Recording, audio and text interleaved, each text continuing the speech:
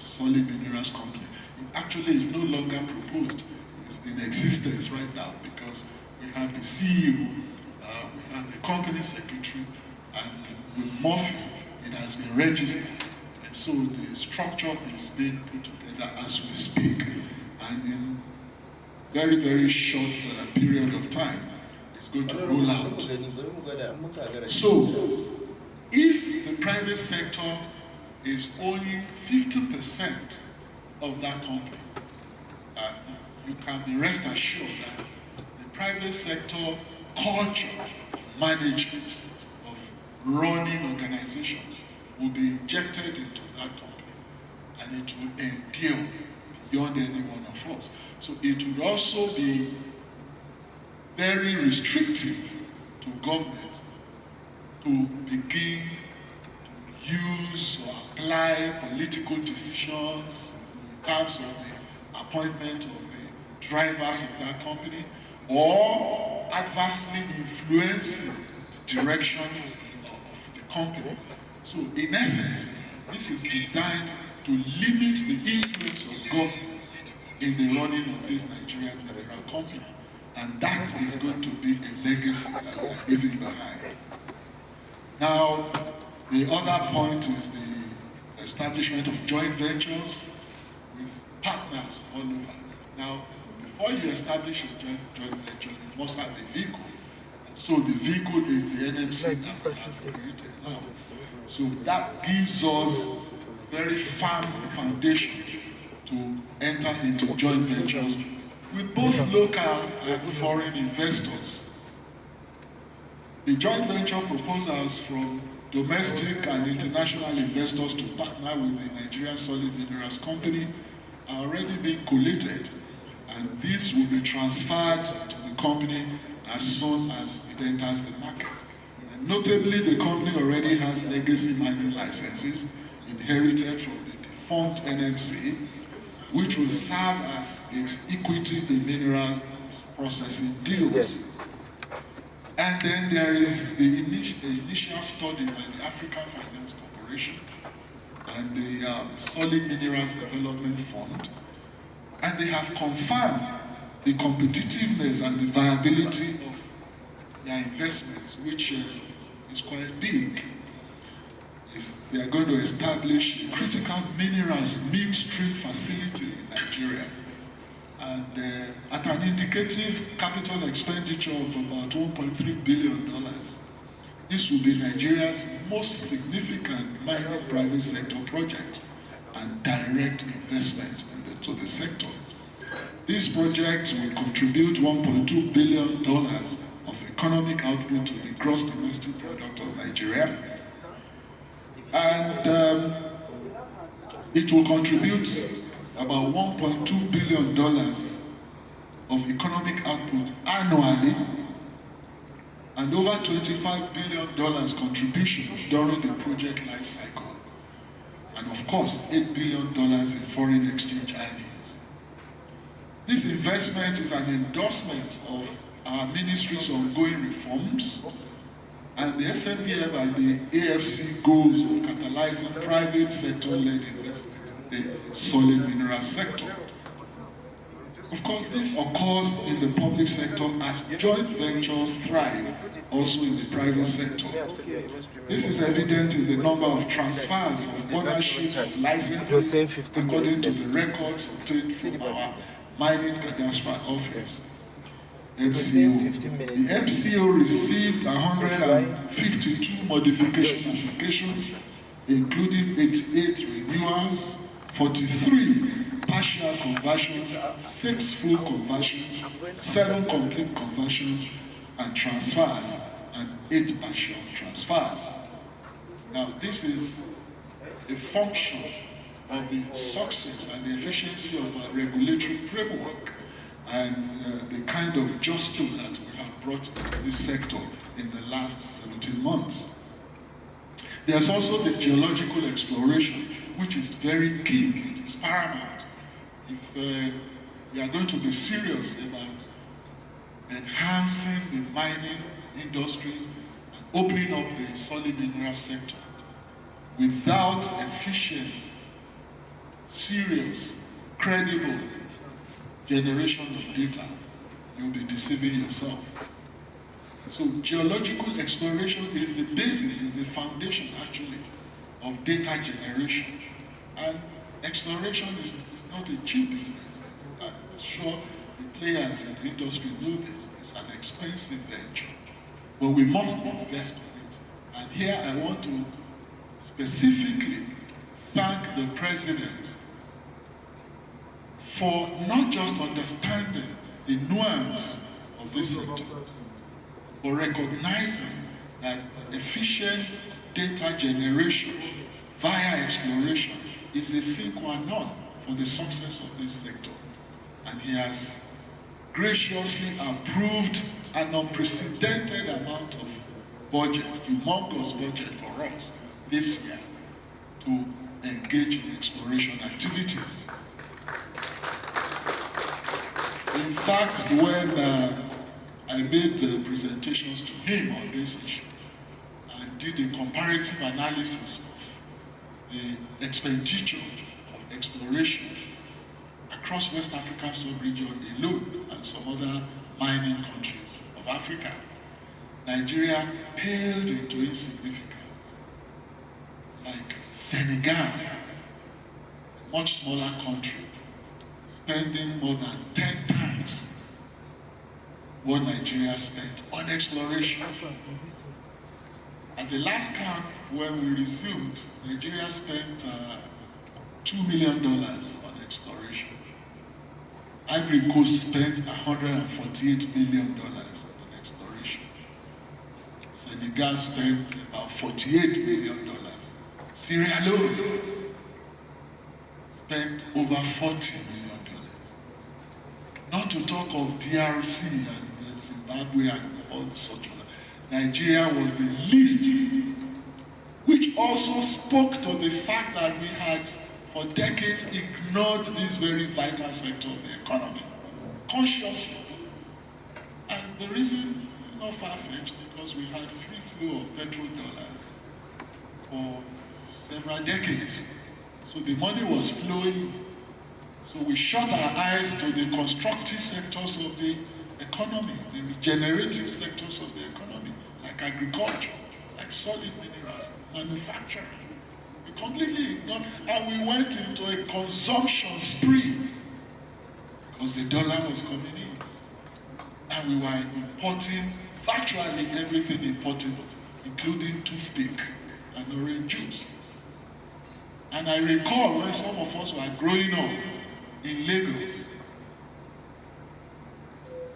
the shoes that we wore to school were produced here in Nigeria. Those were the days we had the Bata company, we had learners. And I recall in our primary school in those days, it was Cortina shoes. They were all produced here in Nigeria. Even tires of vehicles were produced here in Nigeria. We had rubber plantations in Ojebode, we had Ututola tires in Ibadan. And then we had Volkswagen in Lagos and Porsche in Kaduna produces vehicles, even if they brought the CKDs, but they were being produced here locally, catalyzing the local economy, igniting the multiplier effect, which of course raised the GDP of the country. But when petrodollars started flowing in, we shut our eyes to all of those things. We became excessively indulgent and permissive, like a spoiled child. And we started importing those things that we were producing here, and then we killed all those industries. And the importation went on unabated. At some point, I recall too, when I was in the elementary school, we had a military head of state who said that the problem of Nigeria was not money, it was how to spend it. And went abroad to start paying salaries of civil servants in some other countries. The man is still alive. That was the kind of societal amnesia. And where were we headed? Today, when I hear people shout, oh, life is hard, oh, things are expensive, that because of the policies of this government, the reforms that are being implemented, the economic restructuring that is ongoing, I look at them and say, one, either such person lacks a sense of history, or two, is just being deliberately mischievous, or three, totally ignorant of the dynamics of economic structure. Now, if we had shut our eyes away from the regenerative sectors of the economy for decades, and we had embarked on very flamboyant lifestyle, we became very materialistic society, and we, of course, became very megalomaniacal in our consumption pattern, and we engaged in frivolities, parties. In fact, we created industries out of parties. I recall those days when we were in high school that parties in Lagos were conducted on the streets. Streets will be shut down for parties. And anybody who cared, strolling along, will just take a seat and you'll be served, you eat, you drink, and go. And so many jobless people on weekends will be prowling the streets looking for anywhere there was a party, either funeral, weddings, etc. And just sit down and you'll be served and you'll be fed and overfed because we had everything in excess. Now, we were living on borrowed time. We were living an illusion. And there's no way. The leakages were expanding and the blockages of revenue kept growing. So the result would just be chaos. And that was the point Nigeria was when this government came into being. Now, logically, when you are in a hole, what do? You stop digging. If you are in a hole, you stop digging, because if you keep on digging, you keep sinking. And that's what the president just decided to do. We've got to stop digging. We've got to block the leakages, block the loopholes, and then create a solid foundation for our economic resurgence. And then shift attention, which we call economic diversification, into those regenerative sectors of the economy that we ignored for decades. Now, when you are reconstructing the society, especially economically, there is bound to be attendant pains. Pains are associated with those policies. But those pains are just temporary, they are not permanent. All you need to do is to have the resilience, which is one of the core topics, an element of our topic here today. Resilience. We must, as a society, create that internal resilience and consistency for those reforms, the policies, to germinate and grow. And as soon as they germinate, the results will begin to show. So, whether you see the results on the streets today or not, are coming on, and they're showing. And every government policy, anywhere in the world, has a gestation period. You can't enact a policy today and see the results the following day. It's not possible. Even in the private sector, you still have to sit down at your management meetings, plan your policies, and then mash out the modalities for execution. And then, of course, you have to source for the funding, because every policy must be funded. So all of this will take some time. And in government, because of the culture of the public administrative system, it takes a longer while. So, what we are going through today is what I call, we are in the throes of economic reconstruction and restructuring. And there must be some pains Even, to use a common analogy of the president, even the women, when they are in the labor ward to deliver babies, they go through excruciating pain. But immediately the baby is delivered, the pain fades into insignificance and comes the joy of holding the baby. The woman, the mother, forgets the pain and is comforted by the baby that is born. That is a very concise analogy for what is going on in Nigeria today. We are going through the labor pains. And when those policies come to fruition, then there will be joy. And you see, this thing is not a fluke. It's not a hearsay. It's not something that is unheard of or unrealistic. I personally have had the experience before. Under this same leader, under this same president, in Lagos State, and I keep saying it everywhere. I wasn't told, I was there. When this president was governor of Lagos State, I was in his cabinet as well. I was the commissioner for information and strategy for the 8 years of his governorship.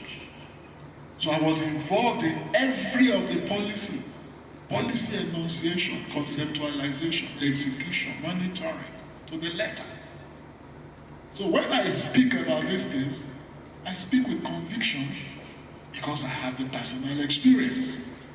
I know the amount of the number of days that we will sit with the then governor overnight without sleeping. Days on end, crafting policies, debating, exhaustively brainstorming on how to advance the economy of Lagos State. I'm sure you all know the statistics. We took over Lagos State with the IGR of 600 million naira per month. When the wage bill of the civil service alone, we had about 48,000 of them then. And it's over 100 or 200,000 now. The wage bill alone was 1.1 billion. But the IGR was 600 million. Not to talk of other expenditure, capital expenditure. Not to talk of the judiciary, the tertiary institutions.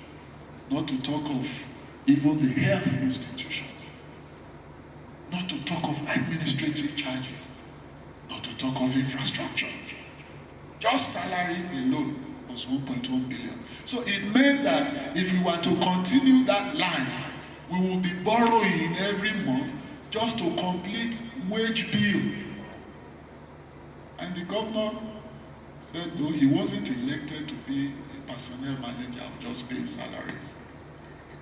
So he put on his thinking cap and we started sweating and sweating, burning the midnight oil to create policies that will extricate the Lagos State out of the poverty at that time.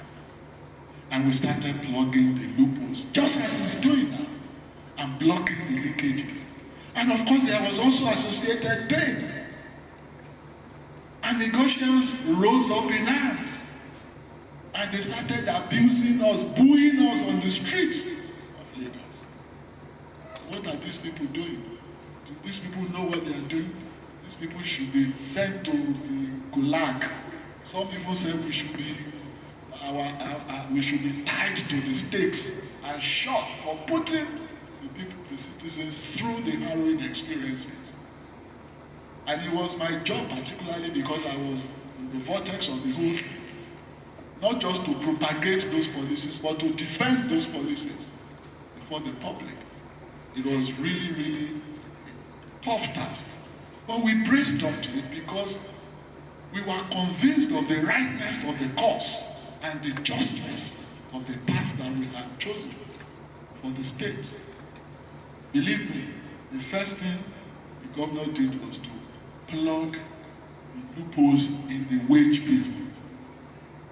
That was the first time in the history of this country that the state government any government at all, whether federal, state, or local, will introduce computerization to the wage bill process. That was the first time.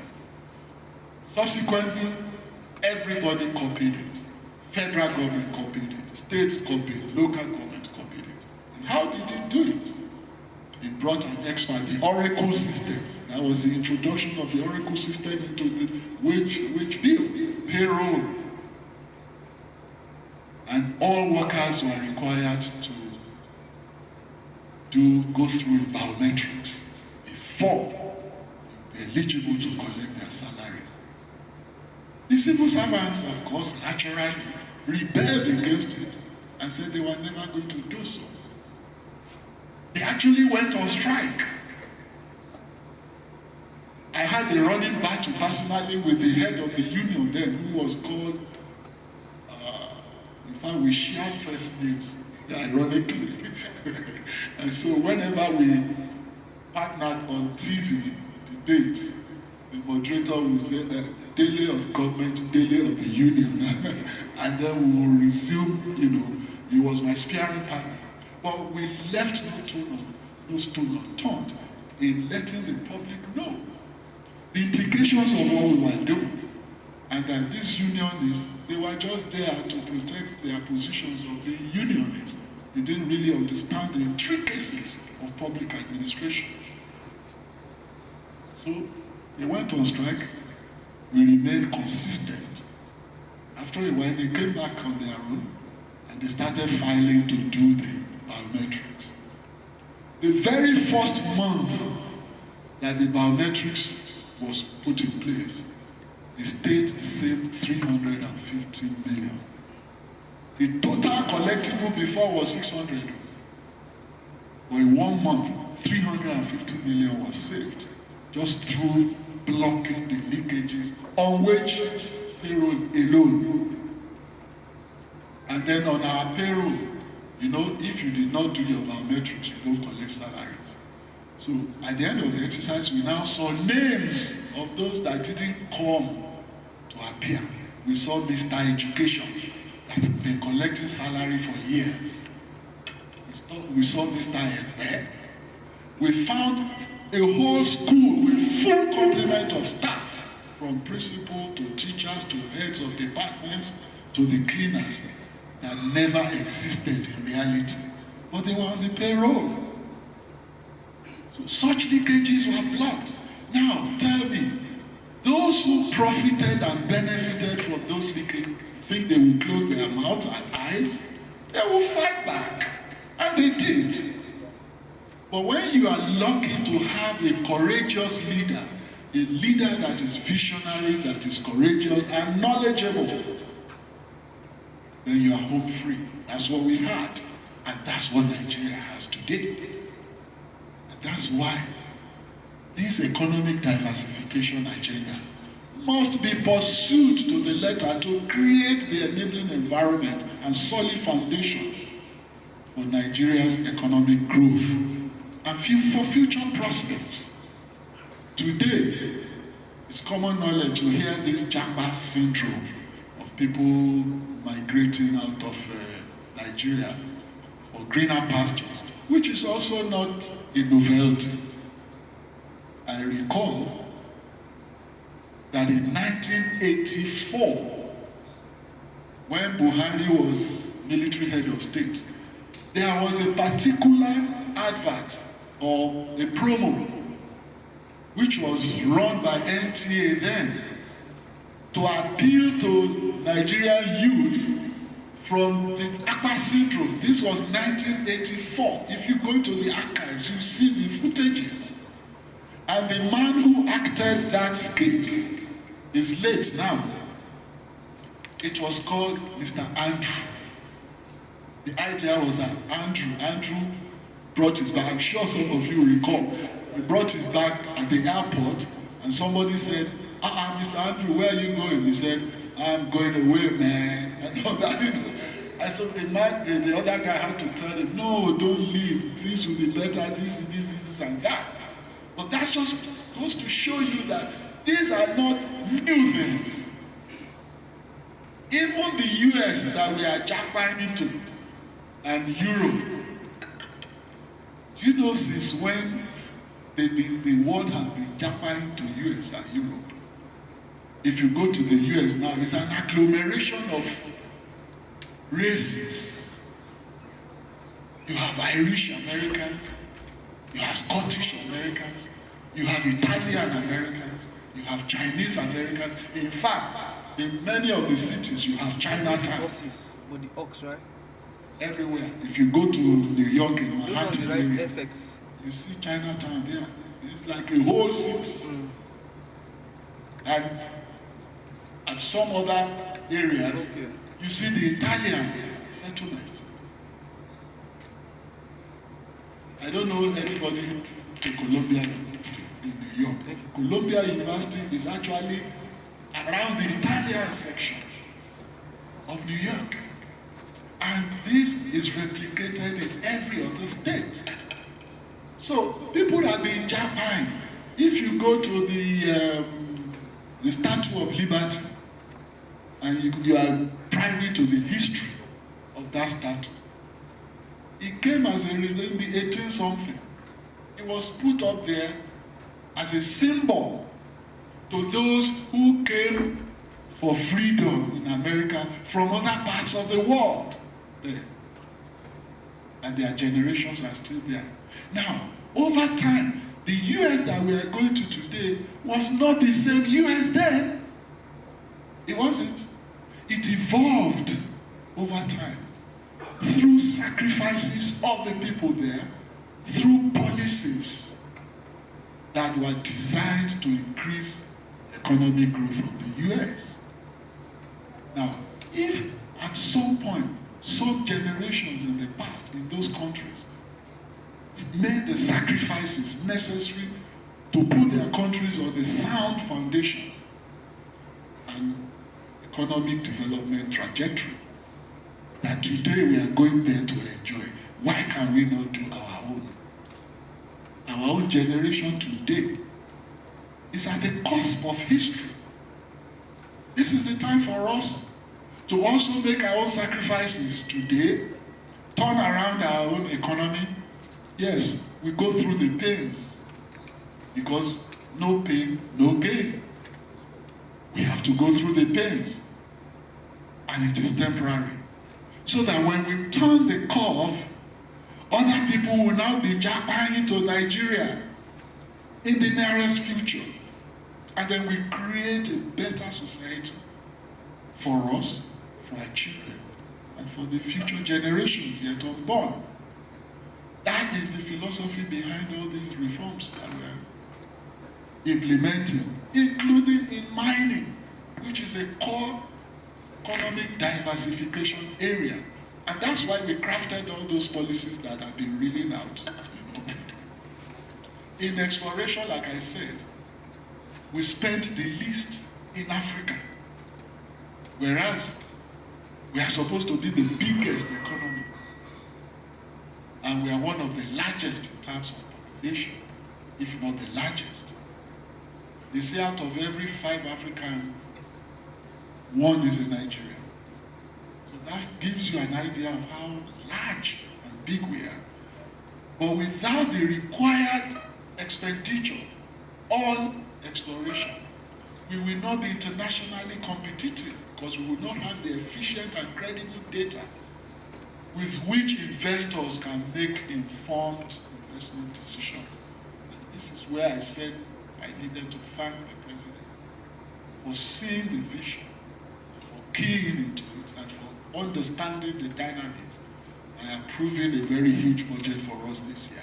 So I expect you very quantum leap in our data generation efforts this year. We also have levels of geochemical exploration that have been achieved on the baseline details.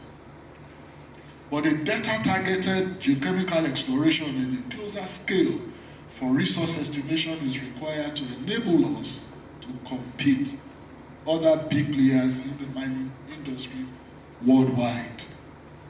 The NGSA, that's the Nigerian Geological Survey Agency, very, very huge amount of its total budget to exploration and resource estimate of specific transition and energy minerals such as lithium, gold, copper, lead, zinc, coal, and even uranium. And these things are in strategic locations all over the country. Our ministry plans to support the agency with more funds this year. And while we are on this course, companies are also offering to supplement our efforts by engaging in geological exploration to recoup their investment by commercializing the generated data. On investment promotions, our cost-effective strategy of leveraging international conferences, exhibitions, symposia, and different fora to market the opportunities for mining in our country has increased awareness of our potential and led to bilateral and multilateral understanding. You recall that late last year was it that I went to the president of France, where we signed an MOU on mining development, which again, given the dynamics of Nigerian society, it was misconstrued. That is, at best, misconstrued. At the very worst, deliberately misinterpreted.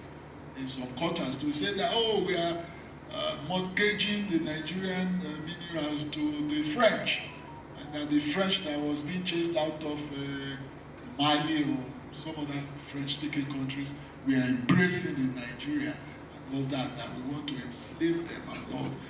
You know, such I don't want to use invective language.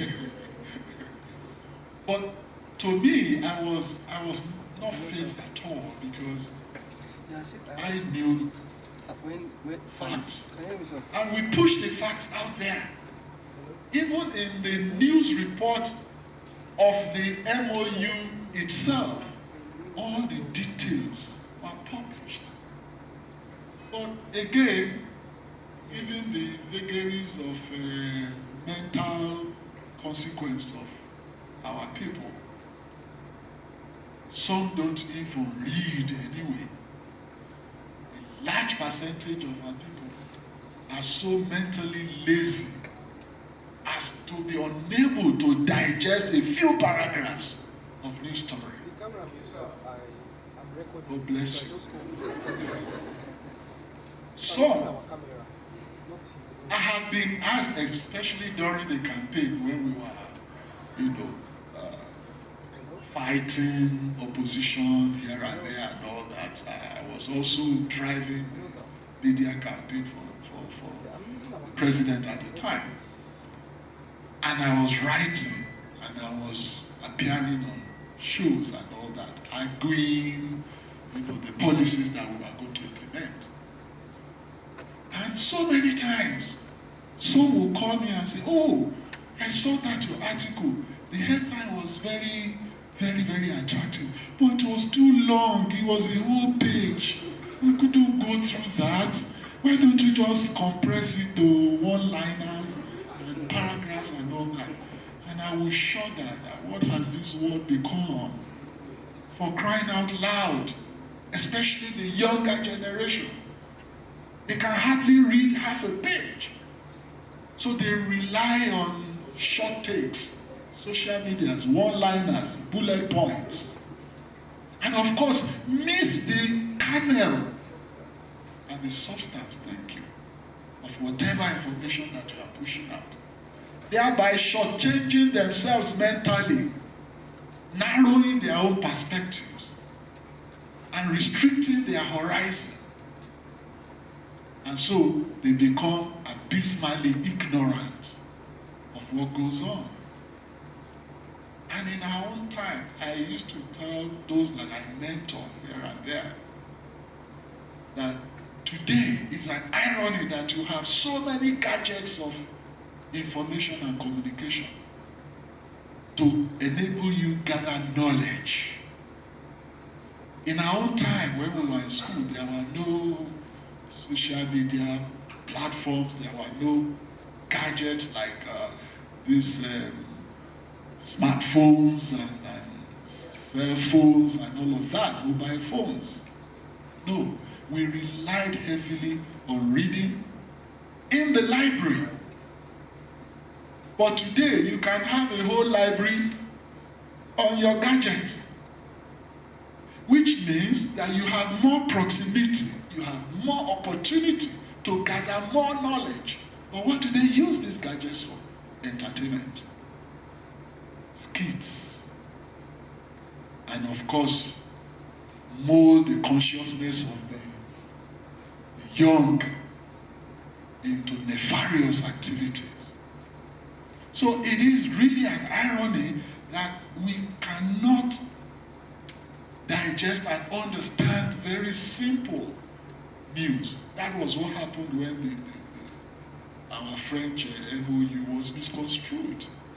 And some of my aides came to me that I should go on here and start explaining. I said, I'm not going to do any sort of thing. The facts are there anyway, and they are record. And we had really publicized and propagated. I said, whoever did not get it should just go and stew in his or her own juice. Because if a lie travels for 20 years, one day the truth always catches up. And so today, the truth has caught up. Nobody is talking about us farming out Nigeria's minerals to France anymore, because they have seen that there was actually nothing in our MOU. The MOU was anchored mainly on capacity building, training, and we've been following up. I was at Endowed in Cape Town. We followed up with meetings with the French. In Riyadh, we followed up, we met, and we are putting concrete plans into action for the benefit of this industry. In fact, the French government, in continuation of this collaboration, has agreed to equip the laboratory of the Nigerian Geological Survey Agency with full modern equipment at no cost to Nigeria, based on the outcome of that MOU that we signed. They've also agreed to train our young geologists in modern mining technologies and encourage French solid mineral sector to enter into joint ventures with their Nigerian counterparts. Now that is growth, that's economic growth, and it's a major contributor to the GDP of Nigeria. Again, the government of Western Australia recently approved the regular training of the Nigerian mining professionals. In fact, I'm expected to lead the first batch of our trainees there next month. This was a result of a previous meeting I had with the Minister of Mines in Western Australia about a year ago, where we did an MOU, we struck a deal for capacity building. And all of these things are coming to us free of charge because of our aggressive promotional ventures and efforts across the globe and raising the consciousness of our people and the global world to the mining potentials of Nigeria, which in fact one major investor in, I think, was it in London, who came to me to say that until this government came into being, he didn't know that Nigeria had solid minerals at all. That they had always believed Nigeria was an oil nation and had no solid minerals until we now opened up the sector and started showing interest. Now it's one of the investors that's bringing the machineries, huge amount of dollars to put into the Nigerian economy. Now, the British and Saudi Arabian investors are also very much interested, and they are coming together to invest across the mineral value chain from mining to manufacturing of electric cars. You know, lithium is very, very key in the manufacturing of electric vehicle batteries and solar panel batteries and the like. And we have lithium of high grade in large quantity in Nigeria. So a lot of these are being prepared and marketed for investment. Also, we've held meetings with the leaders of Mexico and Venezuela. I met with their Minister of Mines in Cape Town, and we struck a deal. In fact, only yesterday, we signed an MOU. I signed on behalf of Nigeria with South Africa, and the Minister of Minerals and Energy in South Africa signed on behalf of South Africa just yesterday in my office here in Abuja, which was also a result of our ongoing efforts in promoting Nigerian solid mineral sector and marketing it aggressively for global investment. Today, we have become the indisputable leader of mining countries in Africa. Also, thanks to the emergence of Nigeria as a pioneer chairperson of the African Mineral Strategy Group, based on our advocacy for value addition and opposition to the reckless exploitation of raw minerals. This happened last year at the Future Minerals Forum in Riyadh in Saudi Arabia, where I presented Nigeria's position and harped on our policy of local value addition. And henceforth, we are not going to license anybody without a concrete plan of local value addition, which means local processing, local refining. And we are not going to encourage any further the slogan of from pit to pot, which means digging the soil, extracting the minerals, taking to the port and shipping out without local value addition. That was the position of Nigeria that I presented in Riyadh last year.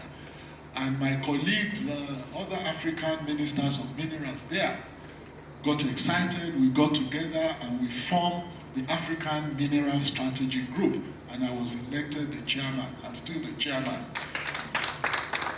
Now, if nothing else, this speaks to the efficacy of our own vision and our own policy initiatives. And this is resonating all over Africa now. The South African Minister of Minerals here yesterday still emphasized on that. And before we did the signing of MOU, we were chatting, and I told him how very sensitive we are to this local value addition policy. And he said that his job was done in Nigeria. That actually he thought part of his agenda would be to come and convince us on the need to adopt local value addition policy. But when he got here and heard that we were actually the champions of this local, he said his job was already done. He could go back, satisfied. So that again is showcasing Nigeria as leading, taking the lead in the solid mineral sector in Africa, in spite of other countries that had opened up that sector long before us. South Africa, for instance, is a major mining country. In fact, their economy is, very dependent on the mineral wealth there. So they have experience, they have expertise, knowledge, technical infrastructure, and all of that. But because of the efficiency of our own reform policies and initiatives, this same South Africa is copying some of our own policies. And their minister emphasized it yesterday. The first time I heard that was in Cape Town last year at the Durban conference, when their president on the podium said they were copying Nigeria's community development agreement. We had renewed our own community development agreement paper when I came in 2023, and implementing all of that to the letter. So the president of South Africa said they were copying it, and their minister repeated it to me yesterday, that our ASM policy, the artisanal mining policy, they are learning from it, in spite of their own long experience in that sector. So there's really nothing one can add to the recognition of the efficacy of our policies and our reforms in this sector. And we're very, very confident that in no distant time, we'll be reeling out the benefits to our GDP. And I must say that the benefits accruable, the potentials from this solid mineral sector far outstrips whatever we might have had from the oil. At the last count, even with very elementary and rudimentary exploration, the estimated value of our deposits within just a 5% explored area of Nigeria is over $700 billion that we have on the ground. Now, so imagine if we now put money into more and further exploration and discover more minerals, rare earth elements, critical elements, can then begin to extrapolate humongous amount of revenue and wealth that will accrue to Nigeria from the solid minerals sector. One of our goals is how to use this position of the chairmanship of the African Mineral Strategy Group to attract investment to Africa in general and Nigeria in particular. And we are happy that these efforts are yielding very remarkable results. In the first quarter, for instance, of this year, the MCO, that's the Mining Cadastral Office that processes applications and titles, received 955 applications for title grants. 651 were for exploration, 270 for small-scale mining, 49 for quarry leases, and 24 for reconnaissance permits. I personally approved over 867 applications, including 512 exploration licenses, 295 small-scale mining leases, 60 quarry leases, and 5 mining leases. In the first quarter of this year, the MCO generated about 7 billion from payment of annual service fees, application processes fees, and renewal of titles. And here, I crave your indulgence to just reel out, for comparative analysis, what we met on ground. When I resumed, the revenue achieved totally in the sector for 1 year was slightly under 6 billion naira. So we projected something higher than that. So we made a budgetary provision or application for increase in our budget last year. So we were 29 billion was approved as our total budget, both capital, recurrent, everything, 29 billion.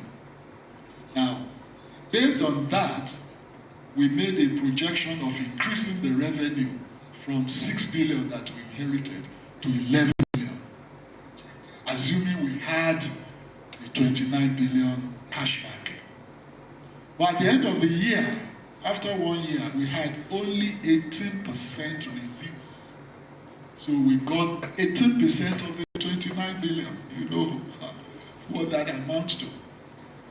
But conversely, and ironically, and I'm so happy to note, because of the dynamism that we've brought into the sector, with a 10% release of budget of 29 billion, we made a revenue target of 38 billion. And we had projected to make 11, but we made 38 billion with less input. So you can imagine what dynamism can do, what passion can create in any venture at all. So this year, in the first quarter alone, the MCO, that's one agency, has generated 7 billion from various royalties. And a very critical part of our 7-point agenda is security. Because we are here, you and I, we are here because we enjoy relative security. If there's no security, you won't be here, I won't be here. And in the sector, security had been a very funny issue. It had been a sore point. And you recall the incidences of banditry always associated with mining. And it's not also peculiar to Nigeria. Almost everywhere in Africa where mining is, there's one form of terrorism, banditry, stealing, illegal operations, and the like. So security became a very prominent part of our own vision and agenda. And in this instance, we created the mining marshals as a specialized security force dedicated to the solid mineral sector, targeted at combating illegal mining. And again, I'm happy to note that I read out these figures when we did the 1-year anniversary of the mining marshals that a couple of weeks back. Within a year of its operations, the mining marshals have apprehended over 300 illegal miners across the country, including foreigners. And about 150 of them are being prosecuted as we speak. And we've already obtained convictions on about 9, including foreigners. And this is really sending the right message to the players in the industry that, like I always say, there is a new sheriff in town. So it's not going to be business as usual. And that is on security. That's the mining marshals form the kinetic aspect or dimension of our strategy. The non-kinetic aspect or dimension of the strategy is to convince and persuade artisanal miners and hitherto illegal miners to come together and form cooperatives where they will be legalized and formalized and structured, and they'll be able to carry on their businesses legitimately. And again, government can begin to receive the royalties that were hitherto lost, because you can't obtain royalty or fees from an illegal operator anyway. So if we are able to convert them to legal operators, formalize them, in fact make their businesses better, expand the scope, because if they are formalized and structured, then they become bankable. They can approach the financial institutions to obtain loan to expand their businesses. And within a year that we started the policy, over 250 cooperatives have been formed across the country. And we are increasing the tempo. Right now, about 50 per month are being formed, which means we are drastically reducing the army of the unemployed that became the pool for illegal mining operations and operators. So we are reducing that by formalizing them and legitimizing them and drawing revenue from them. And this has, the last year, created over about 27,000, if I'm correct, I'll check the figure, jobs for the artisanal miners and pre-illegal miners. And this has also combated illegal mining perpetrated by companies caught exploiting minerals without a license. Over 90 mine sites, either to occupied by illegal operators, have been freed by the mine marshals and fully liberated and restored to their legitimate owners. The addition of value by promoting new processing and manufacturing farms stays on our front burner. Minerals such as lithium, rare earth, bauxite, gold, plants, and factories of such are due for commissioning this quarter. There's a very huge lithium factory which I performed the foundation laying ceremony about a year ago on the outskirts of Abuja. We are going to commission that this second quarter of the year. As over about $300 million facility, which is injected into economy. Somewhere in between Niger and Nasarawa, there's a $600 million factory that is also going on there, ready to be completed in the next few weeks. And we are going to also commission it. And there are several others, there's gold refinery factories that are coming up, that I have signed approvals. And these are just a minor scope of the various results of our reform efforts and policies. And of course, there's the Community Development Agreement, which I said the South Africans also confirmed that they are copying. The Community Development Agreement is an instrument for ensuring that the host communities also benefit from the mining operations in their environment. And when we resumed, we looked through the document that we inherited and we saw gaps and loopholes. So we did a review that set up a committee to recommend the appropriate reviews, which was done. And then we passed through the normal processes and we launched it last year. And that's what some other countries are now copying. So we are giving teeth to our community development agreement so that there will be local beneficiation as well and the multiplier effect of mining operations and local economies. Ladies and gentlemen, these achievements, including the increase in statutory fees, are building the resilience needed for the long-term efficiency of our sector, the solid minerals. Therefore, I wish to thank every one of you for taking our time to be here. And I wish to commend BusinessDay for tracking these positive developments and leveraging them to be the medium of reference in solid mineral matters. Similarly, I understand they have a partner, Olanihu Ajayi and Co. Kanye is my friend, he runs the Ajayi Chambers. They're also developing all kinds of mechanisms to enhance the operation of and the success of this sector.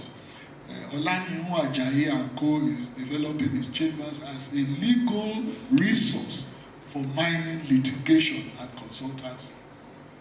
In the last 17 months, I've come across sundry litigations and issues arising from disputes concerning titles, letters of consent from communities, and you know in our climate, to obtain a mining title, you have to obtain or procure a letter of consent of the landowners so that there will be no dispute when we approve your license. However, given the nature of Nigerians too, there's disputes arising from letters of consent.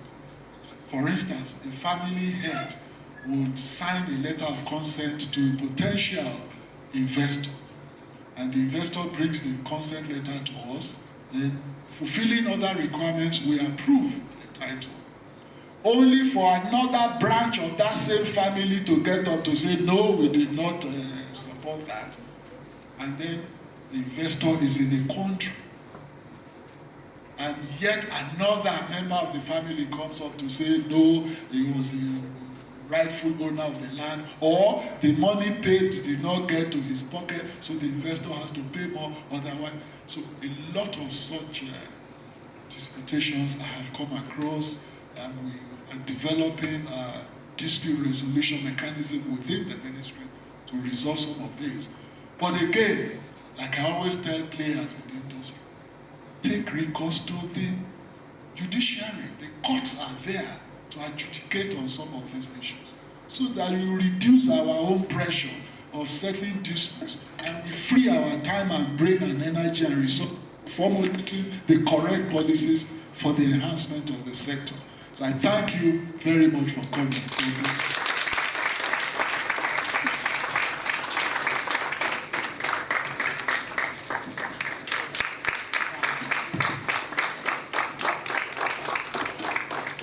Wow.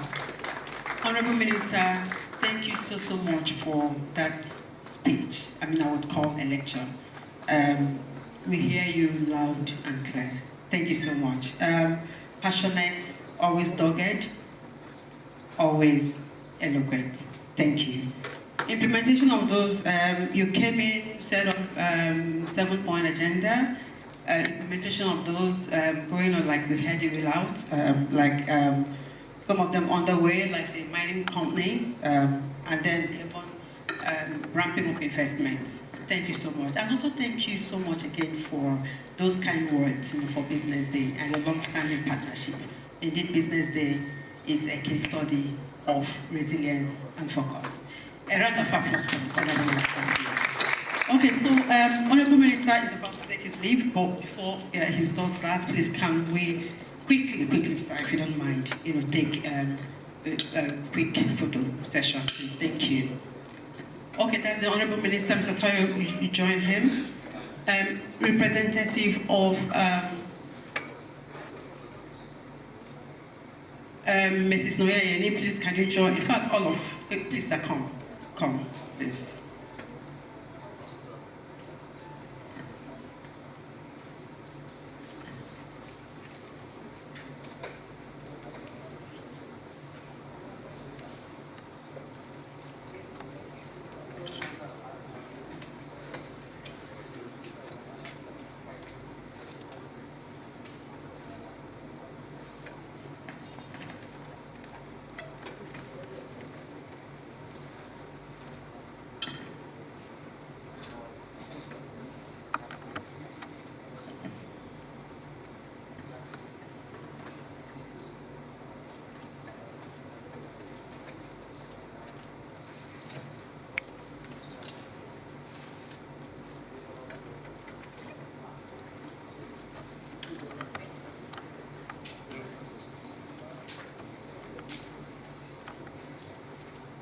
Thank you so much, Honorable Minister. We do really appreciate your presence here. Thank you.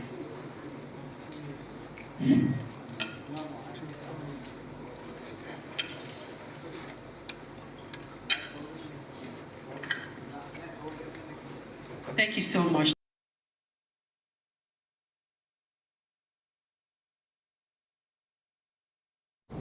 Thank you so much, sir. Thank you. Please, participants, please, if you don't mind, you can come back, sit down. The program continues. So we'll go back to our Google messages, just a few of them, like 3. But before we do that, just permit me to recognize a few people that joined us while the Honorable Minister was speaking. So we have,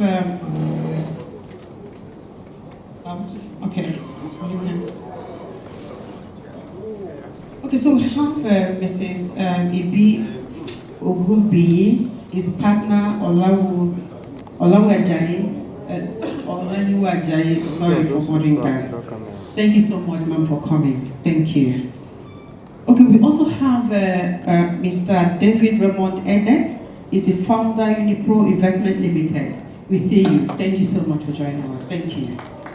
Okay, so let's quickly continue with our goodwill messages. This one, the next one will be taken by Engineer Janet Adeyemi, National President of Women in Mining Association.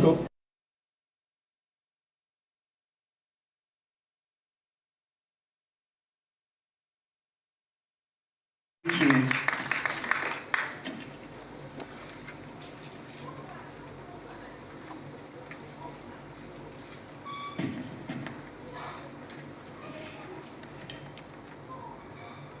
Good morning, all. Good morning. My name is Haja Safiat Mohammed Sani, representing President Women in Mining, Engineer Dr. Janet Adeyemi. She sent in her apology for not being here. The Honorable Minister, Ministry of Mines and Steel Development, Dr. Dele Alake, the Permanent Secretary, Dr. Mrs. Mary Obi, heads of organizations, member of the diplomatic corps, invited guests, distinguished ladies and gentlemen. It is with immense pleasure and a profound sense of humility that I extend my heartfelt greetings to all gathered here today for this second edition of the Business Day Solid Mineral Conference 2025. On behalf of Women in Mining in Nigeria, WIM, I extend warm felicitation to the Chief Executive Office of BusinessDay Media Limited, Mr. Ola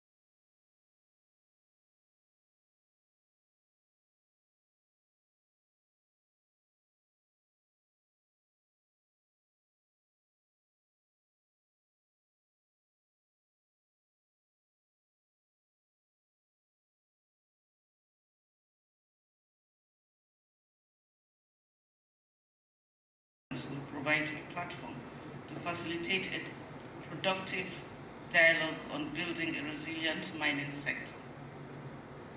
The theme of the conference, Building a Resilient Mining Sector in Nigeria, leveraging diplomacy, international partnership, and regulatory coherence, is apt as it will provide a platform for stakeholders in the sector to highlight, deliberate, and propose practical solutions to challenges of the industry.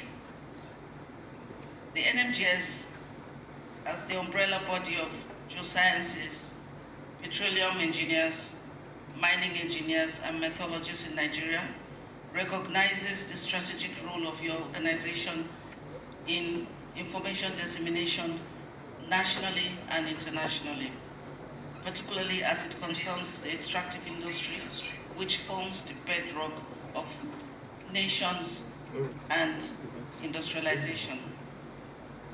Since its inauguration on the 17th of December 1962, that's how old the NMGS Society is, NMGS has made significant progress in the advancement and practice of mining geosciences and methodology. The Society has ensured the acquisition, preservation, dissemination of mining geoscientific and methodological knowledge, as well as upholding ethics and safeguarding the interests of professionals covered by the Society. The current membership strength of our Society is over 7,000, and this includes Nigerians, foreign professionals, and practitioners working or who have worked within the country. I want to therefore extend the good wishes of the entire membership of our Society to Business Day for the invitation extended to us. The conference will provide a good platform for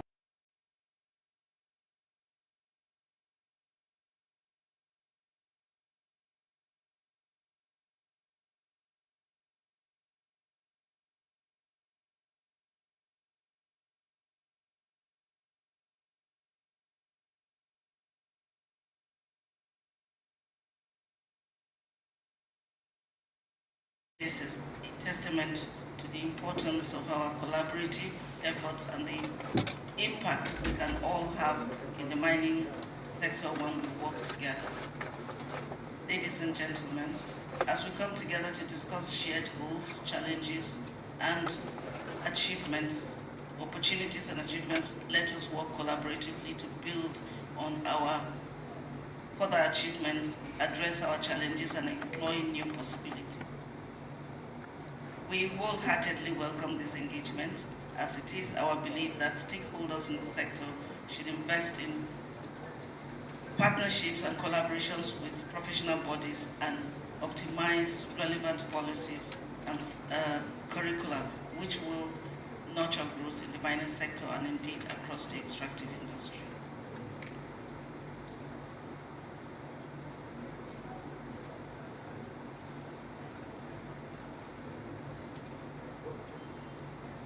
I'm sorry, the last minute. So we look forward to productive discussions and wish all participants a rewarding conference experience. Thank you very much. Thank you so much, ma'am. Thank you for coming. Thank you for the good message. Women like you give us the impetus, to be our best. Thank you so much. Okay, our next goodwill message, the last, but definitely not the least, will be taken by Mr. Uba Saidu Malami, sorry. He's the National President, Geological Society of Nigeria. It's a round of applause, Please encourage him as he comes.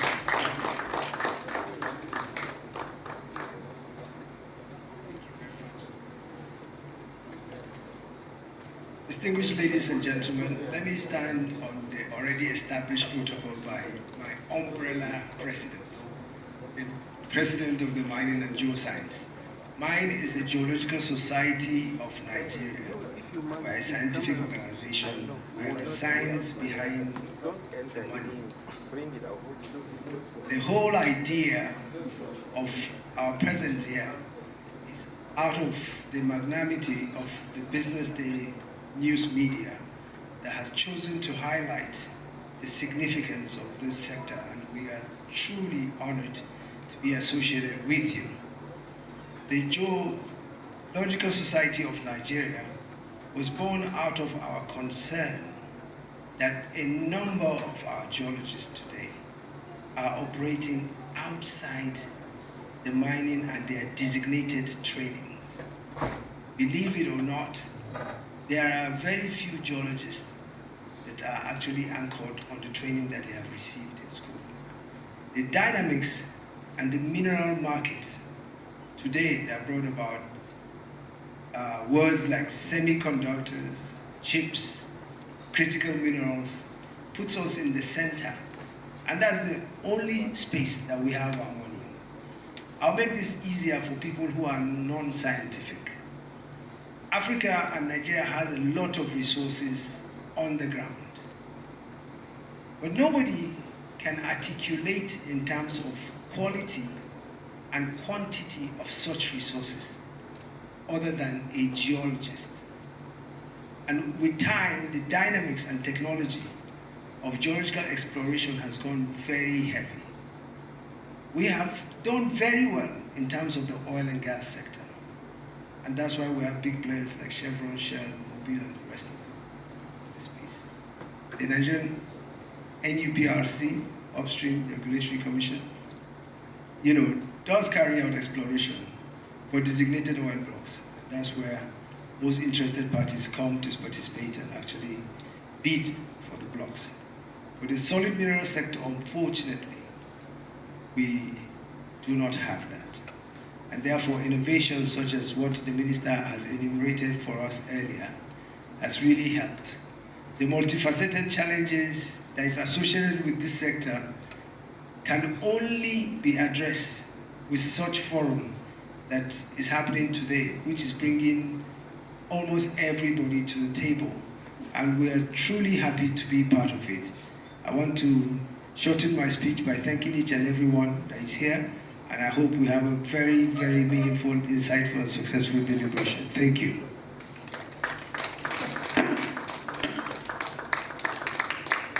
Thank you so much, sir. Thank you for that good message. Innovation has helped, but discussions, such as these we're having today, we will help some more. Please, a round of applause for him.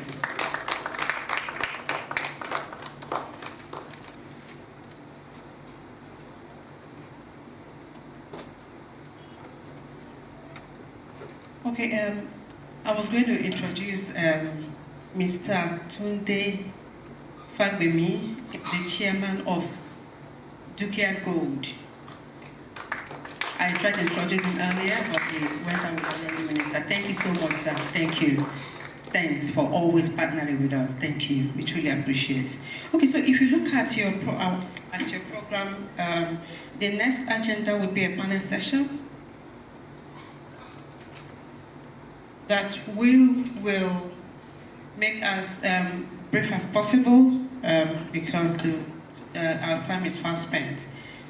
So the anchor of that panel session is Rolly Megison of the Olaniwo Ajayi Law Practice. So make her welcome as she comes, and she will take up proceedings from here for the panel. Thank you.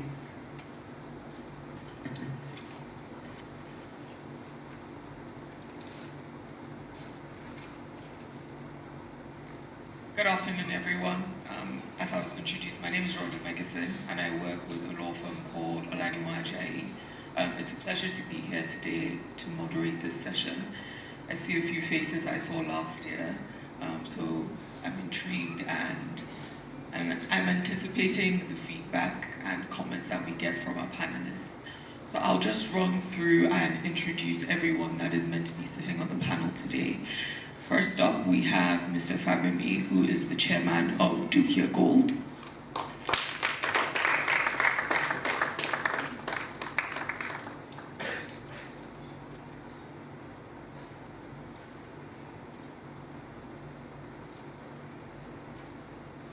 Thank you, sir. We also have a representative from the Nigerian Export Promotion Council, Mr. Idoru.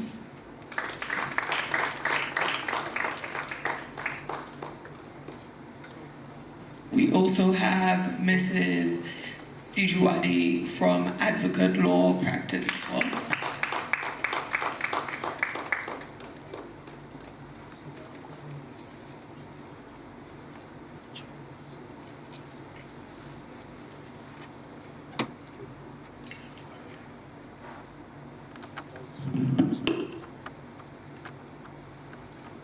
We have Mrs. Ogumbi from Olaniwajai as well, partnering from.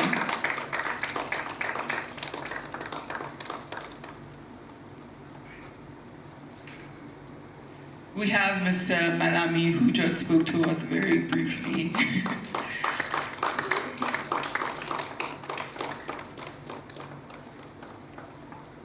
We have Mrs. Ndong as well.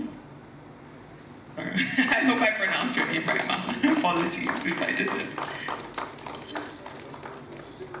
Okay, ma'am.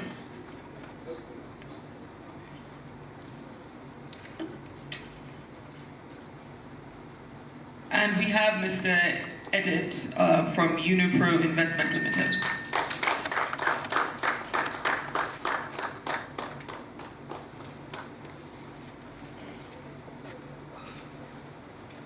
Okay, great. So we'll start the session now.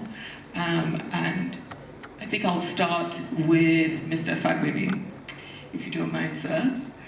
And my first question to you may be a bit of a controversial one, but I think it will really help us steamroll into the conversation.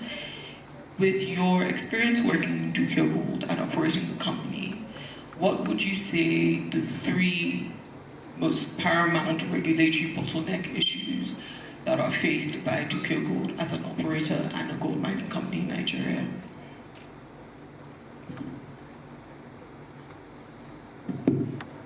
Again, thank you this day. Thank you, Olaniwajai. Thank you, BusinessDay. Sorry, I call BusinessDay. And Olaniwajai for always doing this. As an operator, and indeed, we perhaps are the only one that truly bestrides mines to market, because we are fully integrated into the mines. We are also fairly integrated in the bullion merchant space. When you then speak about regulation, you have to be very careful. The regulatory requirements and regulatory environment for exploration and mines operation is quite distinct. The Honorable Minister has done a lot. The MCO is excellent. There are material challenges with the Nigerian Geological Survey Agency. I believe they will solve it sooner than later. But the greatest challenge is what the Minister has mentioned. The unfortunate understanding of community within the space and the lack of education on the so-called operator who enters the mine space, either as a small scale or a large scale holder. We've got to align our people, our strategy and understanding with the international market space. If that is not done, there's no way you're going to have a major player. You may have a junior market player, or you certainly not have a major. One of the juniors who has made a lot of good noise in Nigeria, listed on the Canadian Stock Exchange, unfortunately, has been a victim of that kind of negative noise. The lack of understanding in the marketplace, especially as regards what I call dispute resolution. So that's the first challenge. There's a gap that needs to be addressed. There's a second gap in the aggregator market, basically because there's no aggregator space. The Securities and Exchange Commission has tried.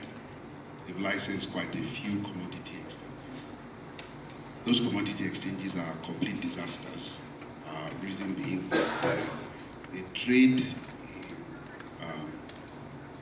agric produce, they trade in non-agric produce, and they want to mix base metals with precious metals and also try and deal in gold as a bullion bar. It doesn't work. It just doesn't make sense. So there has to be clarity of regulation as to market, as to the aggregator, and as to the certificate of conformance by the producer before he can bring the product to the market to sell. So you have in this environment, someone saying he wants to sell you gold, and is calling gold by the carat. Then when he gets in there, it's not gold, it's actually a dust, and it can contain from arsenic to anything, and he still wants you to buy it by weight, not by common sense. So there's got to be a huge amount of regulatory environment. Actually, I call it policing, really, because it's enforcement. The third market is the bullion market, which is the most important one. Nigeria lost a huge opportunity with crude oil, a very, very unfortunate one.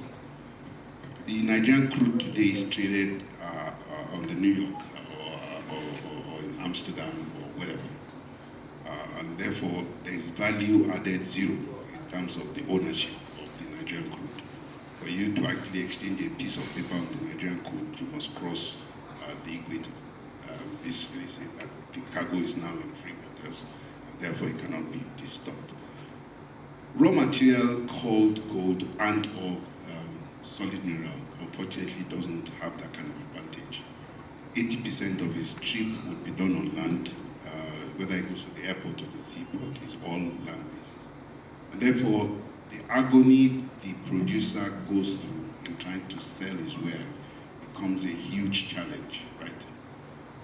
I think that for Nigeria to get it right, we've got to recreate the so-called bullion market and the laws and regulations around it, such that, one, 90 to 99% of the trading part of our precious metal should start, originate, and end in Nigeria, whatever they need to do.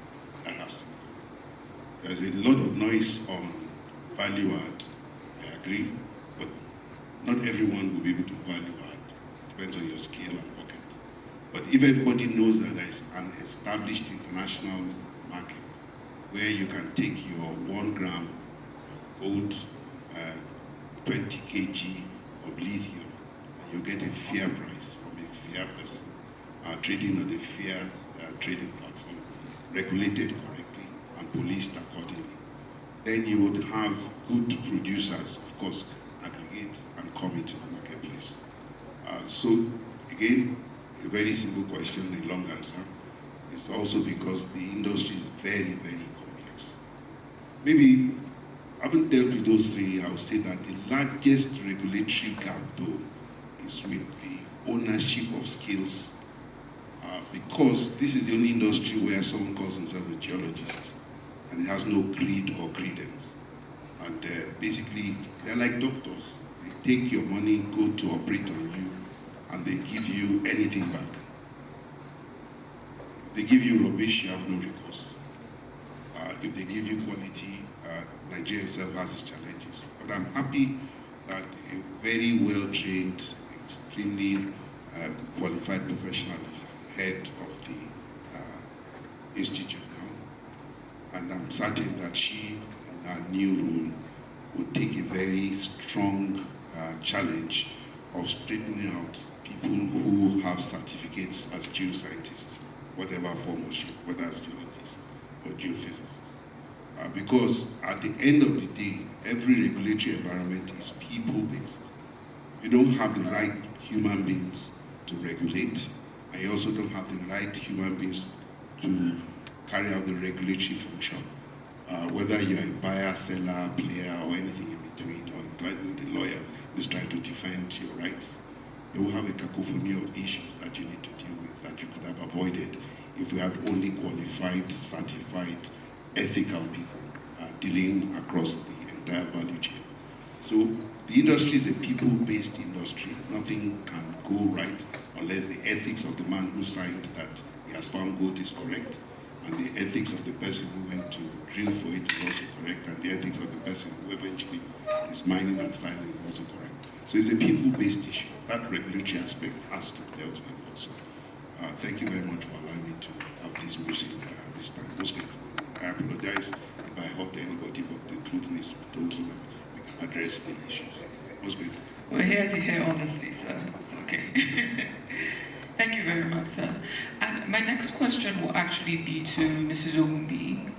Mr. Fagumi spoke about the regulatory reform that may be needed in the country.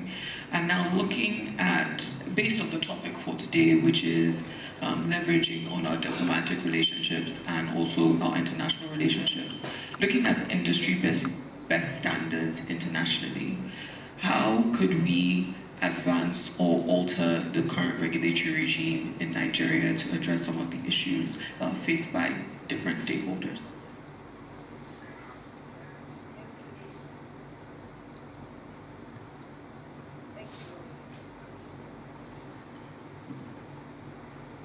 Thank you very much, Rolly.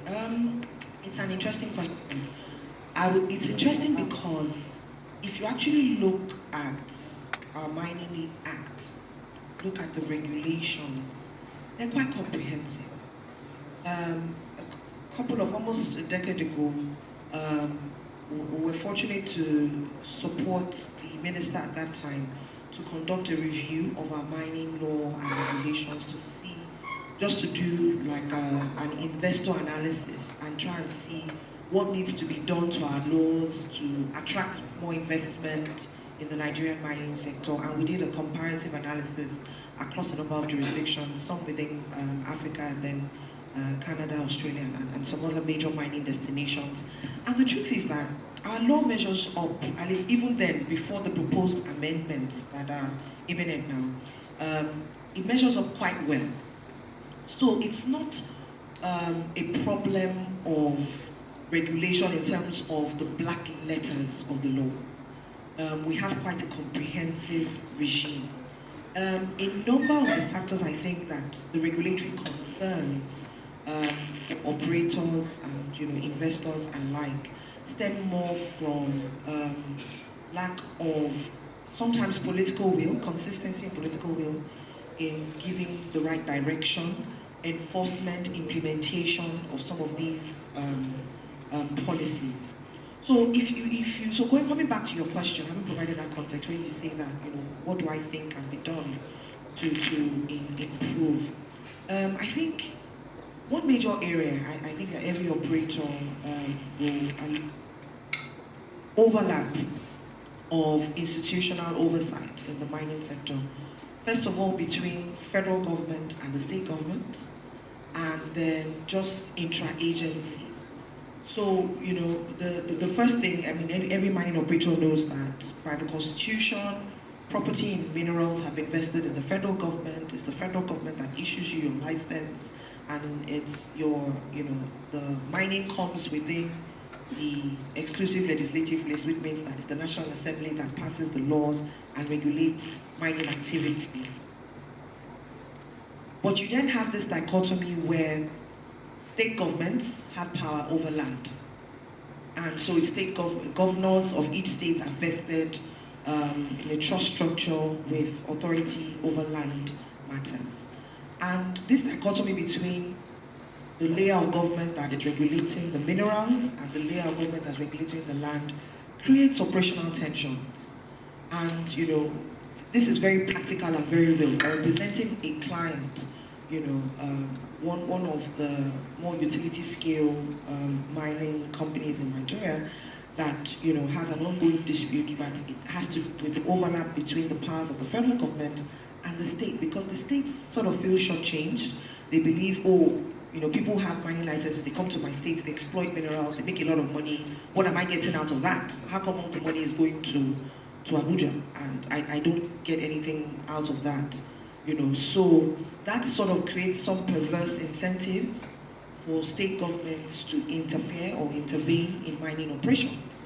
And, sometimes it's not really clear whether it's ignorance that they don't know about how the legal structure is, or it's just, look, we know but we don't care, we still want a piece of the pie and we're going to frustrate people who are mining. So this, it can be quite frustrating. At least, if we say we want to have utility scale projects, we want mining majors to come to Nigeria, and people are watching.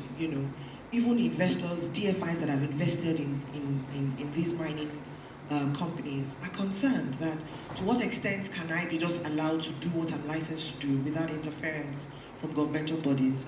Honorable Minister mentioned that he's been involved, with our firm, trying to, in dispute resolution, and he actually has, because it gets to a point where it's not just recourse to courts, because the court process takes time. Sometimes, the federal government has to actually step in and, try and play mediator on a G2G basis between federal and state government. So that's a problem. If, and I'm sure the question will then be, so how is that resolved? Because, the Land Use Act, which, relates to how land is governed and all of that, is embedded in our constitution. You can't amend the Land Use Act without a 2/3 majority of the National Assembly. And then you also have the Mining Act as well. So some people would say, look, it's already clear. What do we need to do to make it clear? I guess a lot of work still needs to be done at the government level in terms of interventions, political interventions with states and supporting operators when the state then becomes an overriding, overbearing factor. So that's one.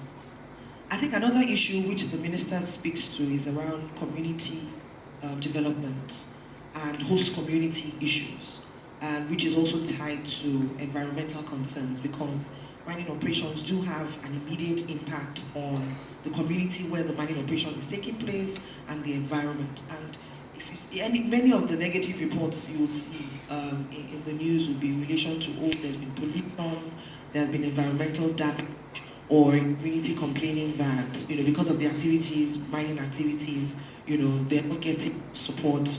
So the government, there's a good step has been taken, which the Honorable Minister mentioned last year, with the guidelines passed in relation to how community development agreements, which are statutorily required, should be drafted and all of that. But the thing is, we're not seeing the benefit of those agreements because sometimes they're just superficial. Mining operators sign these agreements, they sign with principal partner communities who are more concerned with benefiting themselves and maybe not the wider community. So implementation and enforcement of some of those contractual obligations is a problem. I personally think that the way that the PIA in the oil and gas industry has gone about host community matters by creating a trust fund, mandatory trust fund, for host communities that operators have to contribute to, a body that is overseeing the monitoring and implementation of host community agreements. I think the mining industry can borrow from that so that we have a more refined institutional structure for monitoring and enforcing these agreements, so that it translates from just pieces of paper or a box to tick, because the Mining Act already says that before you begin mining operations, you must sign, those contracts, you must get the social license to operate. But, for it to actually be tangible, I think we need more institutional frameworks like that. Lastly, so I don't hog the mic, I think another area, which is also, tied to the community and environmental issues is around how the reporting standards in terms of, I think that there's a lot that we can take from international mining codes, for instance, which in other jurisdictions like Canada, Australia, the securities regulator there have these standards on which public disclosures to be made in relation to mineral reserves, mineral exploration, and all of that, like your JOC code, with NI 43101. And this provide a standardized way that reporting can be done about mining activity in a way that internationals are familiar with and can relate with. And I think there are elements of those reporting standards that can be adopted within Nigeria that promote transparency.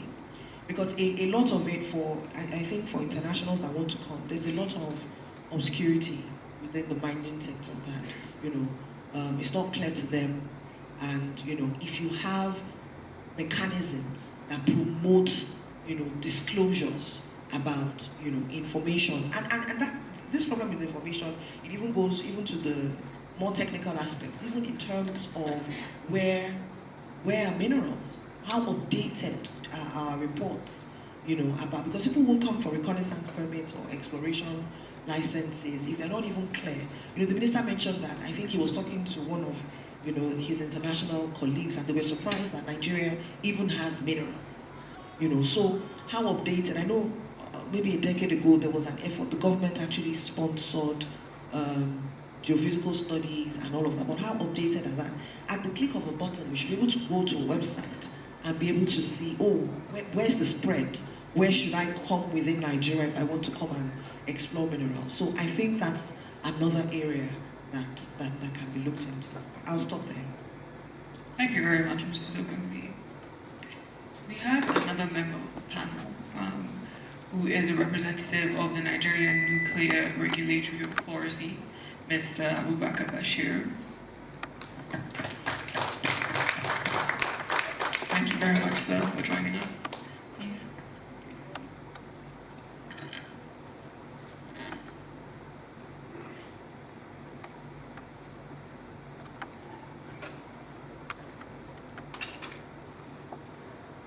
Thank you, sir. Okay, Mr. Logumi spoke about the local communities and dispute issues which may arise in relation to same. And my next question is actually for you, Mrs. Shijuaji. In your time as the Attorney General and Commissioner of Justice in Kaduna State, you mobilized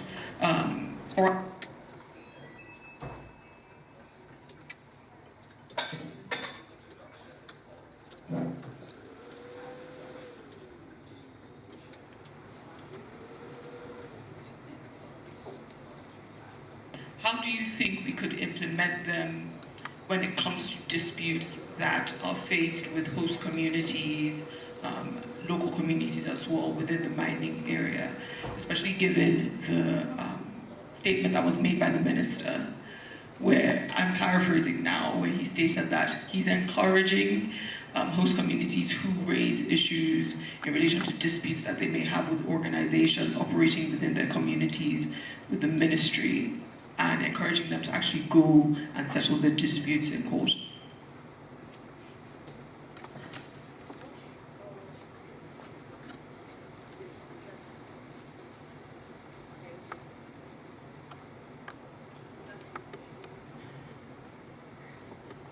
Yes, thank you. Okay, just for some facts correction. The initiative that you mentioned is acknowledged, just a little bit of difference.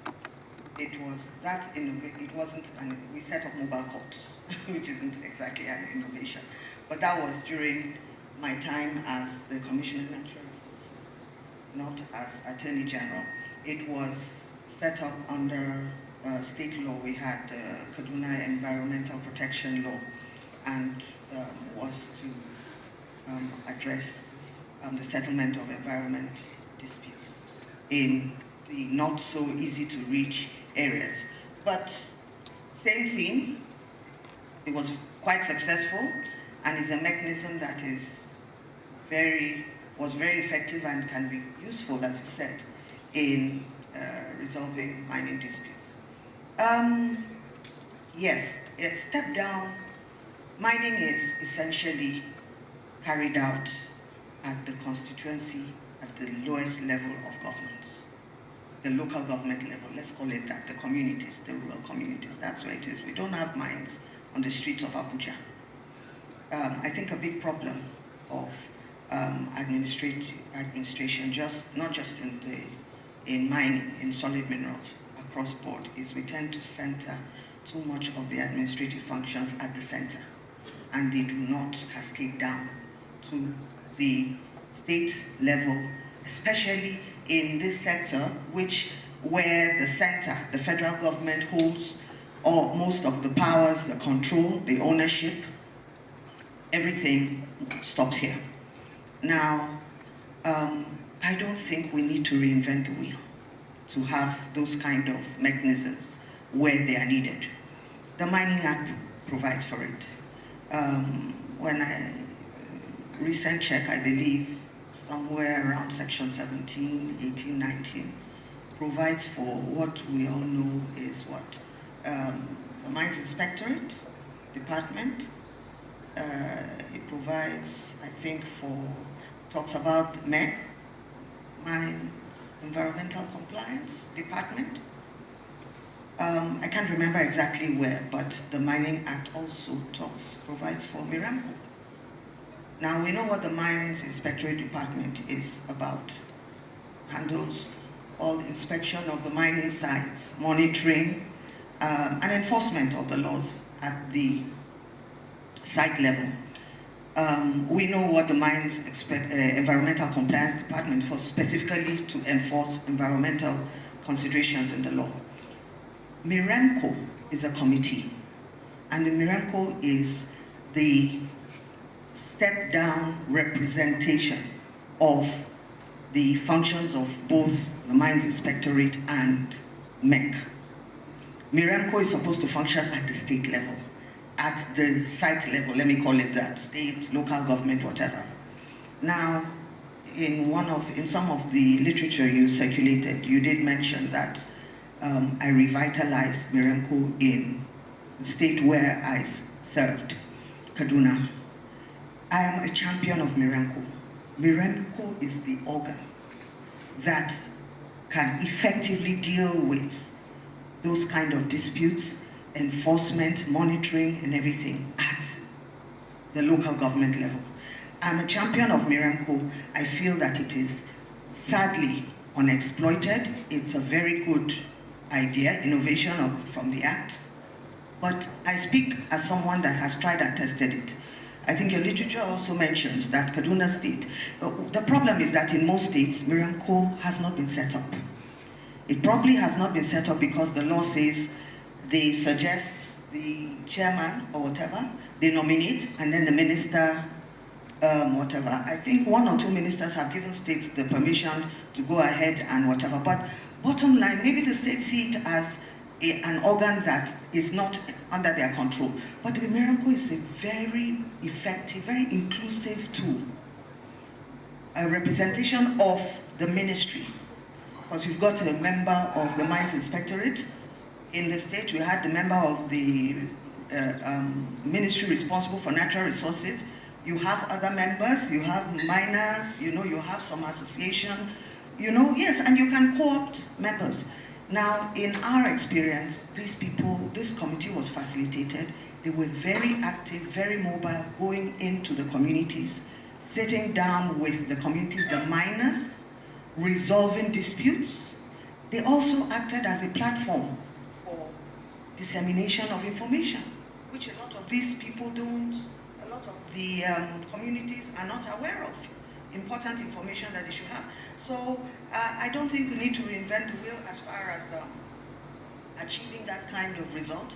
I think if we just used that organ more. Now, how could this be done? Because again, we can see the tug of war or the battle for supremacy that has been going on between the federal government and the states over mining matters and all.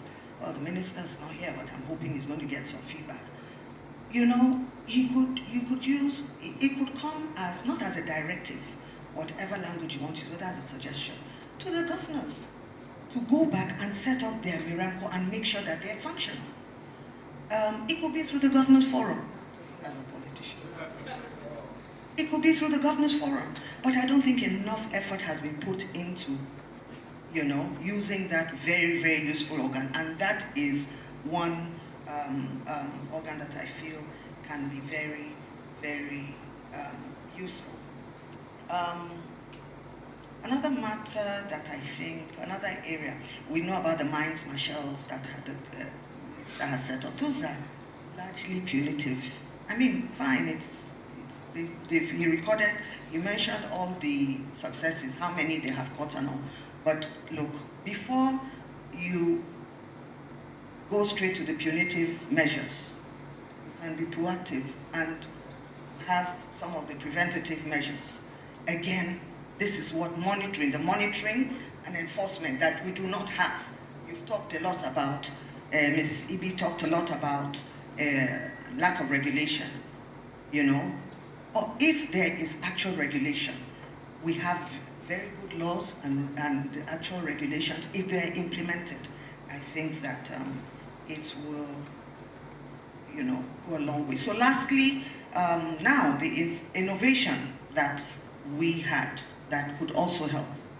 We set up a multi-ministerial task force. What was this task force supposed to do? It was a task force that was led by the Ministry of Environment and Natural Resources, but drew from different ministries. We had the state's revenue generating organ, internal revenue, office. We had our statistics office represented. We had, of course, the police, the law enforcement people. I don't have all of them. We had, now, what was it set up to do? They went in groups. They went to the 3 senatorial zones over the period of 3 months. And basically what they did was they went from community to community. They were performing an audit. As a foundation for this exercise, we asked for assistance from the MCO. MCO provided details as far as they knew at that time of all title holders. Well, what did we want to achieve?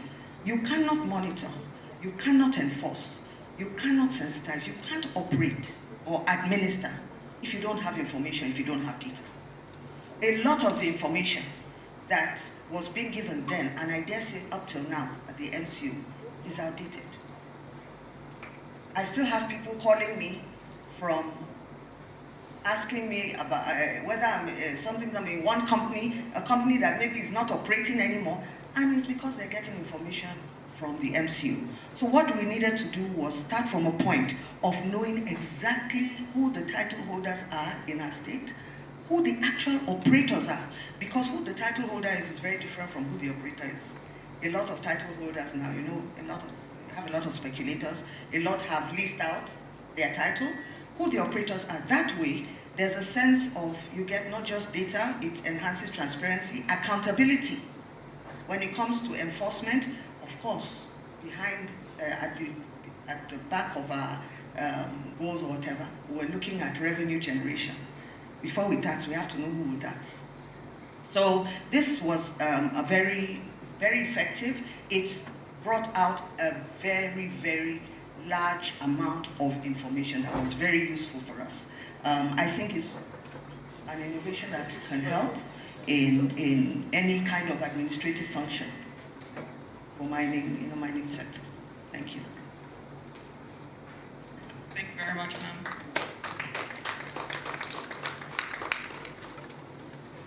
So, Mr. Edo, my next question is actually for you. We're talking a lot about the Nigerian mining space, and within the Nigerian Export Promotion Council, how have you prioritized the mining sector in terms of the broader exporting initiative in Nigeria?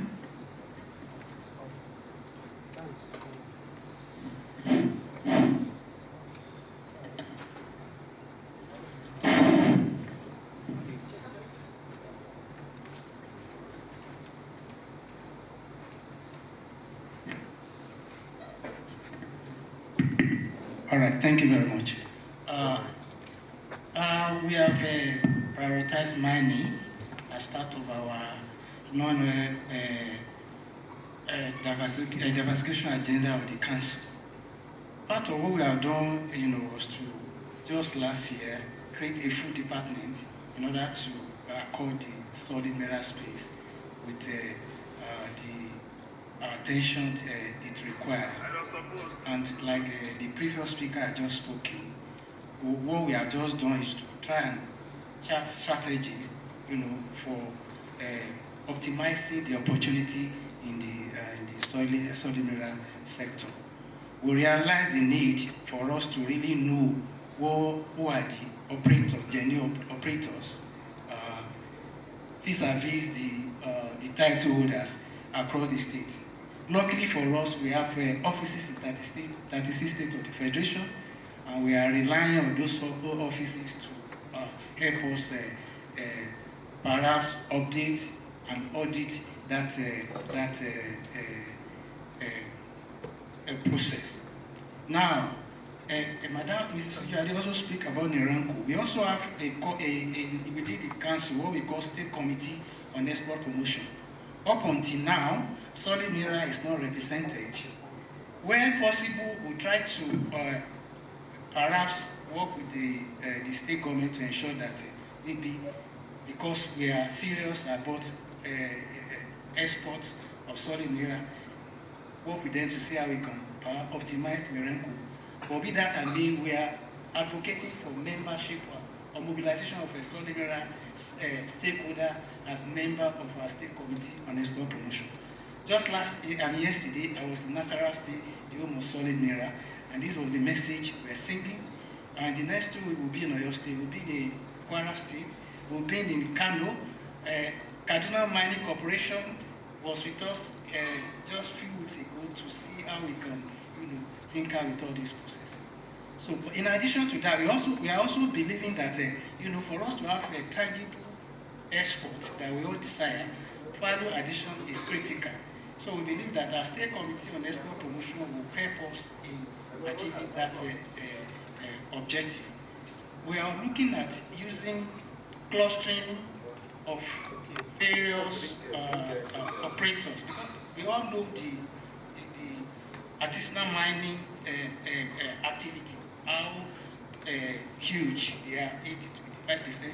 We are looking at clustering those people into cooperative and see how, and educating them, mentoring them, and holding them, and see how they can contribute to formal export. What the majority of them are doing now are informal export. And that is why it appears as if the contribution of the sector is low. When you have informal activity, I don't want to call it illegal mining, where you have illegal and informal activities, there will be documentation and it will be difficult to really capture what is going on. So we are paying focus on that. We are also championing access to finance wherever we may be. So we were working with Bank of Industry, Solid Mineral Fund, and other agencies to ensure that without money, nothing much can be done.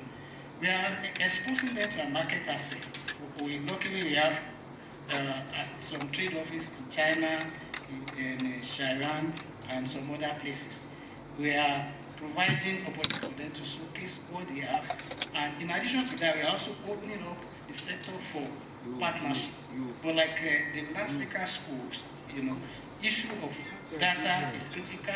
We want to know, yes, we have so but where specifically are they available? What quantity are available? These are the questions that are really important for us as exporters.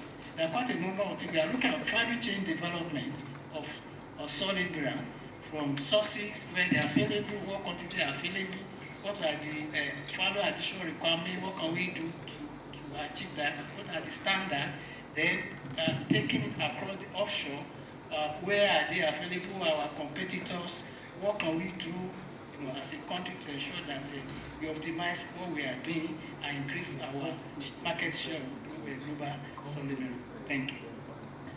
Thank you very much, sir. I think all the stakeholders of this panel have harped on one thing, well, a few things, but one thing in common, which is the importance of having data within the sector and collecting same and storing same and making sure that it's up to date. So, Mr. Malami, my next question is for you. We can all agree that data drives action and decision making within the mining sector and also in the general global landscape. How critical would you say up-to-date geological data is in building a resilient investment funding pipeline within the Nigerian space? Thank you, Rolly. Let me start by addressing some of the concerns that has been raised here. Well, maybe I will even try to just kind of do a bit of an anatomy of the mining industry in Nigeria. So in mining, you have the upstream, the midstream, and the downstream. For geologists, we are all excited and we are at the upstream end of the market.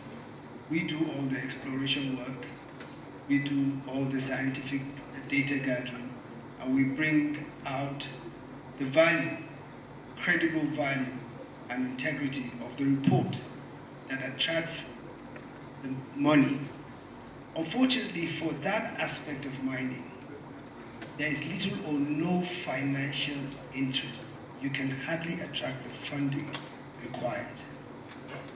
The funding is described as the risk fund.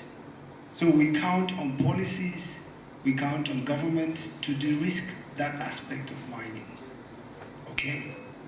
And as you would imagine, the more money you put into exploration, the more data and credibility you give to your resource. What we are trying to do as geologists is to drive resources into accountable, proven reserves.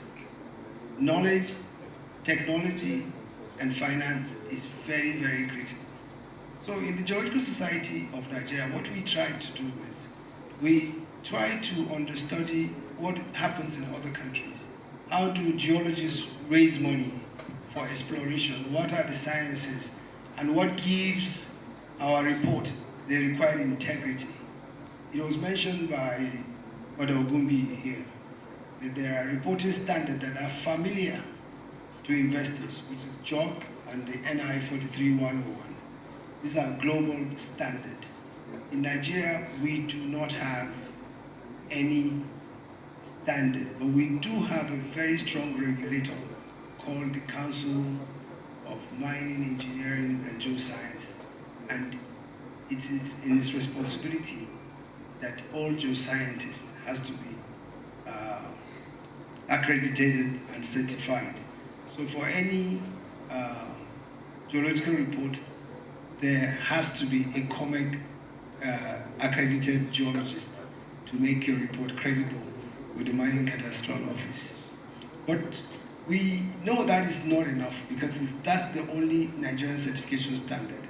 And as you have noticed, mining is heavily attractive to foreign investors, and therefore they are quite keen to relate to the scientific data that they are familiar with. You know, they will be more comfortable if the geologist is not just COMEG registered or recognized or accredited, but a JOG certified geologist.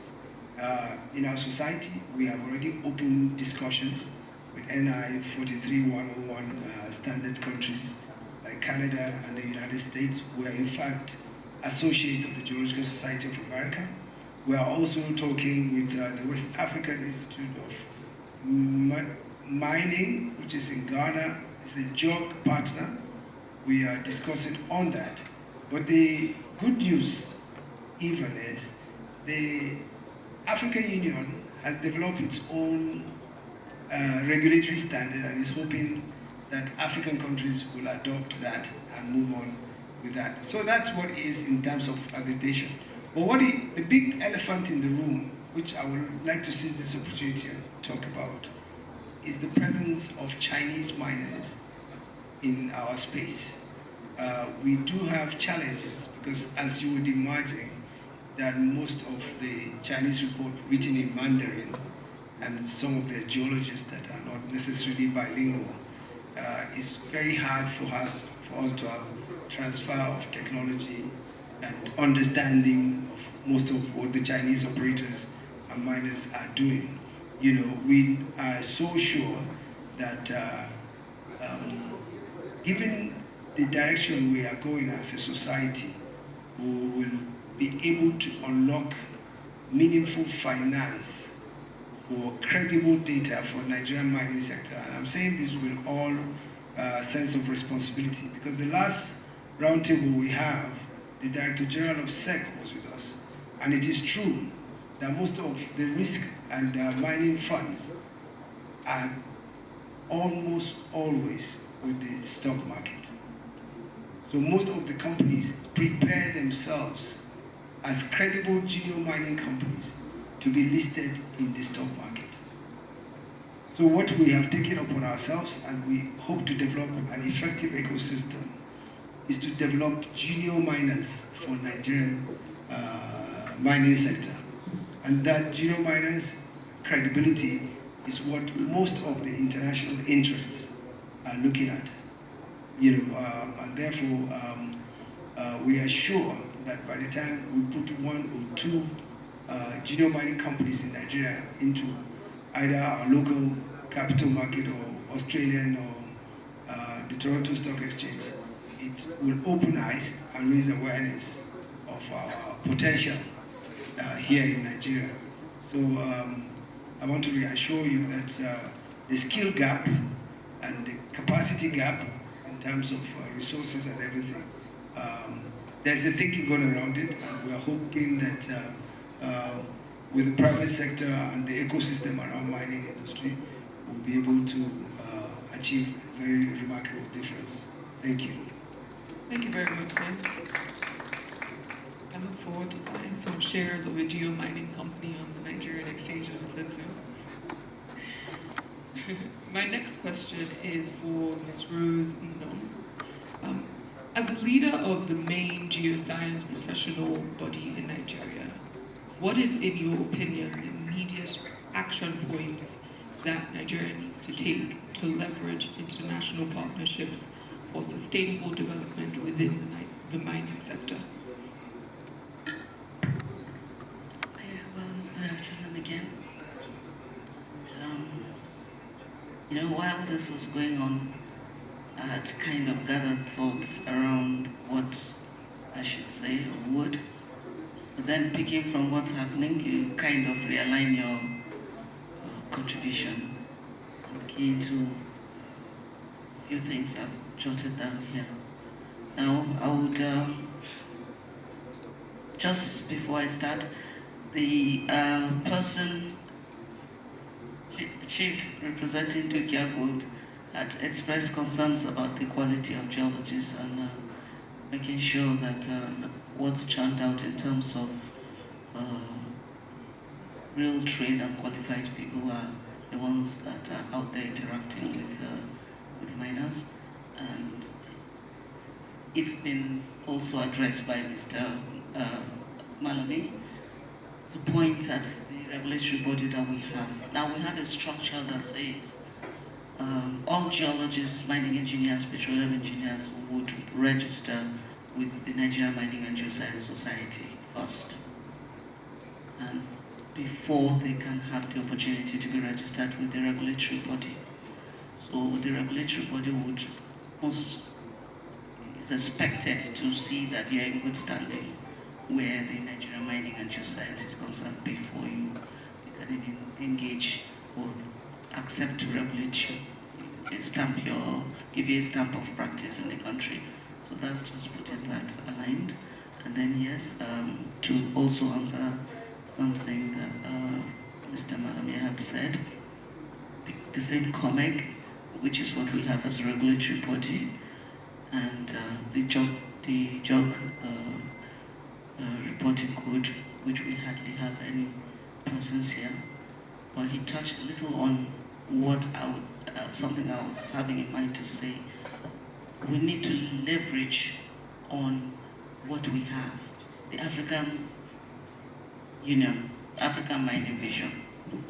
Through there, we have our members, Nigerian Mining and Geoscience Society, partnered with the African Mineral Development Company, and they have come up with the AMREC code, which Madam here had mentioned initially, in her talk when she opened up. And that's a code that is built up for our use for Africa. Believe me, the codes we're talking about for Europe, for Canada, for wherever it is, it suits them. It's for their own, it suits them. So it's for us to get up and get our own that suits what we do and is tailored towards how we can leverage on that also to have our own, to cater for our own industry. And that's what has already been approved. Training and sensitization is going on in that regard, and it's part of the partnership with Nigerian Mining and Geoscience Society, so that people get to understand what we have or what's just come up. So we have to be, to be sensitive to some of these organizations. In recent times, we've introduced business sessions in our conferences, and we invite them. They come to carry out business sessions to discuss some of these things, so to give us more insight as to how mining should be carried out, how you do go about writing your reports that is acceptable. And believe me, the other codes, the job report codes, they know if we have that, it's a problem for them. So, quoting what they told us at the last business session, they are not happy that our code is coming. So we should be sensitive to that. So those are some of the initiatives. And then engage us, where a big pool of professionals put together. Just recently, there's a company, I would give it credit, it's a Chinese company, but they had partners here, and they want to go into the business of lithium and some other commodities. But I think they got to hear of the last conference and decided they were only going to come through the society to pick up, for the society to run with them and decide on who can best work with them towards achieving their goal, and not just pick up. Yes, there are lots of quacks out there that, you just dalliance in the sector, you can identify 1 or 2 minerals, and bam, you just assume, believe that you are a professional. So they came in the right way. NMGS works with them. Actually even advertises for the positions that they're looking for in terms of that. And the company is based, it's a Chinese, they're foreigners but with partnership with Nigerians. So they are registered here. And so we're already working. This is something that we're still ongoing with them. So we need to leverage on some of such things that we have. Capacity building. We have a pool of academia in as members of our society. We have practically anything that has to do with the earth sciences, any profession or anything that has to do with the earth sciences is within our school. And with my brother, Mr. Malami here, is also a member, in the sense that he's leveraging on that to promote an angle to what we're saying. We have a lot of, there's no arm of geosciences mining that you will not have. So it's a safe place to interact with, to build partnership with that government. So we come up with critical, sit down to form some critical group to discuss minerals of interest that has to do with our country. And I'm very sorry, I am touching on different whatever, because most of what has been said still has bearing with what we do. On the grassroots there, Madam Sijode has mentioned the issue of not reinventing the wheel. The Miramco is there, and it's hardly working. And it's the body that touches base in the grassroots. And Miramco is, to set up the structure of Miramco. Our members are the ones dealing that form these committees. Now, if you get it working, maybe from there, through the governors, and we will be able to curb some of these issues of the conflict that seems to be generating itself with the federal government and the law of exclusive list for the federal government. And talking about mining is just so much. So that is it. So NMGS is open to give its wealth and pool of professionals, knowledgeable across board, from the graduate that has just come up to the professor that has served for 50 years. We're still within the membership scheme. So we are willing all the time to stay with government, to discuss with government, to give the necessary advice where government has policies they want to drive. So we drive it with them so that we can come up with ideas that would work. Mining is global as well. So we cannot just restrict ourselves to local. It's a global thing. We must key in globally. From your theme, we have to play the geopolitics of mining globally. And if we're going to play it, what are we looking at? What are the minerals in question? What's trending? What are we to concentrate on? The minister had discussed about the strategic plans. I know in the past in the Ministry of Mines we had strategic minerals. I know those strategic minerals are not the minerals today that are strategic, going by the trend of what's happening. So we will have to move from that outlook, which the Mineral and Mining Act of 2007 has built to kind of cater for. So start looking at strategies that can be put in place. Maybe in the law, I've heard there's a revision of the law going on to cater for this critical strategy, and NMGS is stationed, positioned to further discuss this and to help in everywhere, Nigerians mostly, except for expatriates that practice in Nigeria, who must also register with with our society, because it's the prerequisite to get them registered with the regulatory body.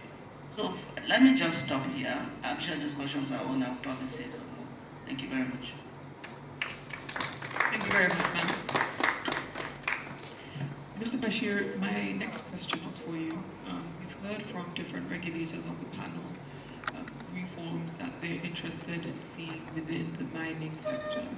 But as a representative of the Nigerian Nuclear Regulatory Authority, what reforms does your institution seek to at least propel within the mining industry?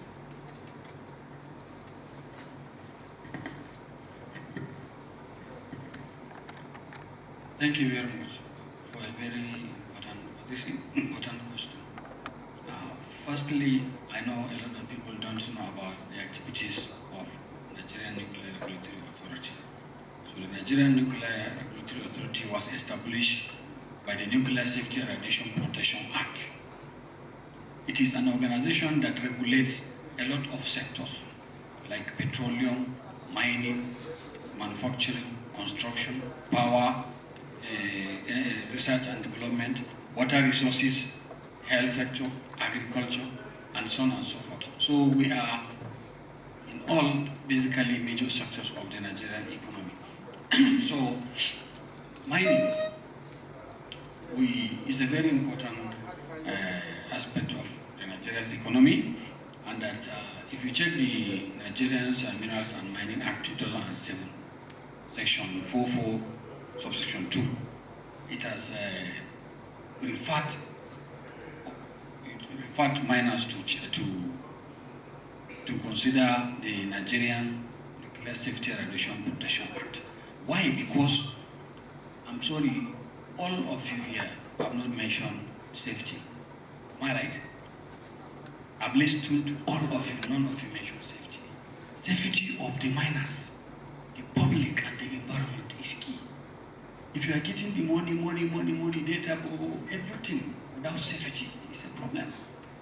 So, during mining, a lot of radioactive substances are there that have associated risks, because the miners are exposed to radiation, most especially in uranium mining. Even in the mining activities that is taking place, for example, in this Jos Plateau and Nasarawa, we have sent our people to check, and that a lot of radiation has gone above limits. So definitely there are safety concerns to the miners, to the public, and to the environment. Because one thing with radioactivity, even the West will still be emitting radiation.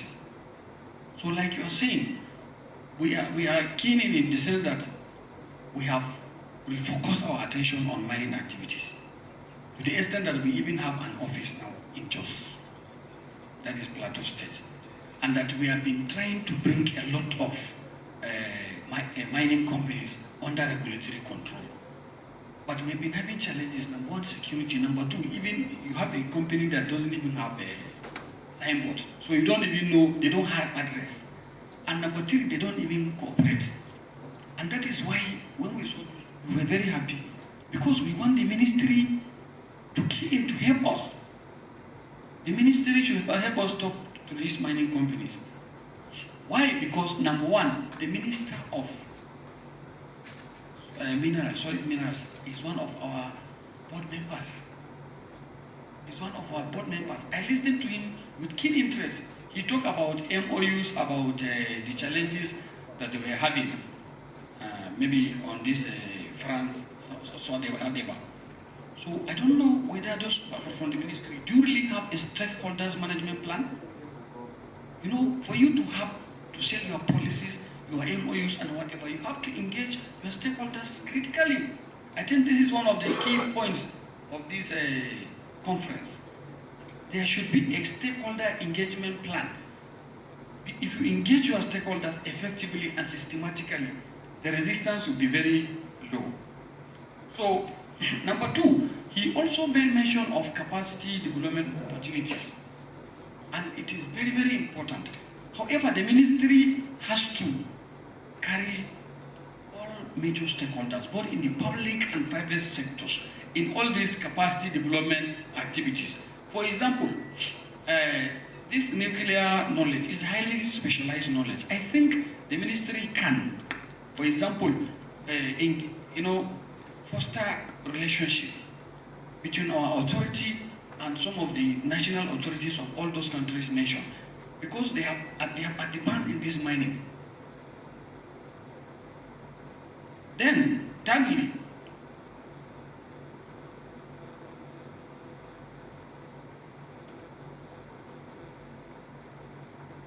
all of you here should serve as ambassadors to the mining companies. Tell them that our authority is trying to help them. We're trying to make sure that people are safe and protected. Our communities should be safe and protected, and our environment should also be safe and protected. So what I'm telling you is that we are really carrying out a lot of reforms, including giving flexible authorizations or licenses. Because we learned some lessons during the COVID-19, during the COVID-19. So we have to be more flexible. For example, now in the oil and gas industry, which is our major, that is where we give most licenses. We realize that for you to be under lockdown, and these companies will have to use these materials. They have to import. They have to transport them. If you say you will stop their, licenses. Definitely, because we import almost everything nuclear. So these countries will not allow anything to come in, and our operations in the oil and gas industry will be seriously affected, if not stopped. So we have been flexible, do you understand? Responsive, collaborative, and considering all national policies and stakeholders in our operations. Thank you very much. And we thank the BusinessDay for giving us this opportunity. It is one of my most favorite newspapers because I used to look for a job every time. And I know most of you will take the same thing. Thank you. Thank you very much, sir. And last but most definitely not least, Mr. Edith. My question for you is, we're speaking about safety measures being taken in different mining plants in relation to, Mr. Bashir mentioned uranium mining plants. If we look at the lithium sector, we know that in recent times, mainly because of the publication on what critical minerals or what constitutes critical minerals in today's world, there has been an emphasis on the mining of lithium in Nigeria and other rare earth minerals. So within the global energy transition driven demand for critical minerals like lithium, copper, beryllium, etc., how can Nigeria strategically position itself within the mining sector to tap into the international supply chain and also maybe draw in funding to help with the development and exploration of these critical minerals? Thank you very much for that question. I like this question, Pascal, because I'm not a professional. We are Unipro, we are consultants, and it's also interesting because we're energy consultants first. The short answer to it, and maybe before I go into it, it's one, security in the sector, which is what most of the international investors will talk about. Two, you have consistency in the policies that are being made. Not to be political, but you have a situation where for every administration, you have a different policy focus. That's not exactly investor friendly. It's no secret that Africa has a lot of these critical minerals. Now they're saying Africa is the future. Yes, we have oil and gas. Yes, we're talking about energy transition. Yes, Africa is also saying, yeah, let's transition at our own pace. But even when you're diversifying, you have these minerals, whether you're looking at DR Congo across the entire continent. And so you have security, you have consistency in policies, and then even when we come back home, currently we're working with the Akwa Ibom State government on some mining, solid mineral initiatives. And one of the immediate issues and one of the immediate challenges that we have seen is there isn't too much coordination between the state government and the federal agencies. And the Akwa Ibom State government has said clearly, and I can speak on this because we're working directly with them, that look, we want to work in line with what the federal government is doing. Obviously, solid mineral focus on the federal government. But then there isn't that coordination, there isn't that communication. So even if the state government goes to say, look, we want to source for investors, come, we have the land, we're going to provide security and all of that. If you don't have that coordination between the states and then the federal, you're not going to be able to successfully finalize that investment plan with the investors. So to keep it very short, these are the key things. I am very, very happy that we have the panelists here because I've already decided that once we're done with this, I'm going to drag all of you here. We're going to have conversations with the state government. I'm actually going to see how do we push, how do we say investors come and invest, and also to talk about this thing on this, how do we push for investors. Akwa Ibom State has lithium. This is to the best of my knowledge. But then when you come down south to the Niger Delta, no one talks about the solid minerals. Why? Because there is oil and gas. But then that causes, and I know we have said, let's not use the word illegal mining, but that gives avenue to informal mining of the solid minerals because nobody's focusing on those sectors. So if we can have all these coordinated conversations that, okay, look, there are actually activities going on in these sectors, Niger Delta region. Let's have the coordination with the relevant agencies, with the relevant government parastatals and at the federal level and checkmate these things. It's definitely going to boost investor confidence.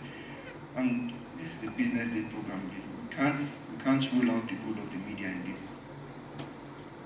International investors need to know we have to shape our own narrative. We can't go to Europe or any of the Asian countries and all they are saying is, oh no, don't go to Nigeria because of banditry. So we have to be able to, the media has a very huge role to play in this whole thing. Whatever it is that the government is doing, the media will translate it and say, okay, look, hello world, this is what's going on here. Thank you very much. Thank you very much. Thank you to all our panelists. Your time is very much appreciated. I think they want to take a photo of all the panel members as well. But I guess before they do, does anyone have any final words or anything that they would like to say?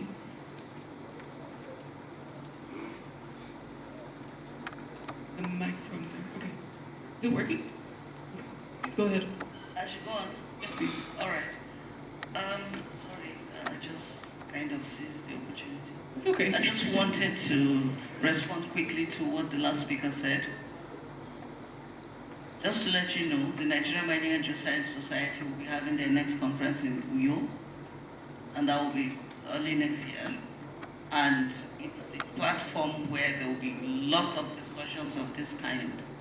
As a matter of fact, we hope that the Akwa Ibom State government can have a business session time and talk about some of these concerns that you're talking. So we create that kind of platform for discussions like that. So we're coming as members, as a body that is made of members from both oil and mineral sector and then an academic sector, and all that would be in focus during the conference next year, most likely March. So watch out for it. Thank you. Thank you very much, ma'am. Thank you very much. Final word for me is,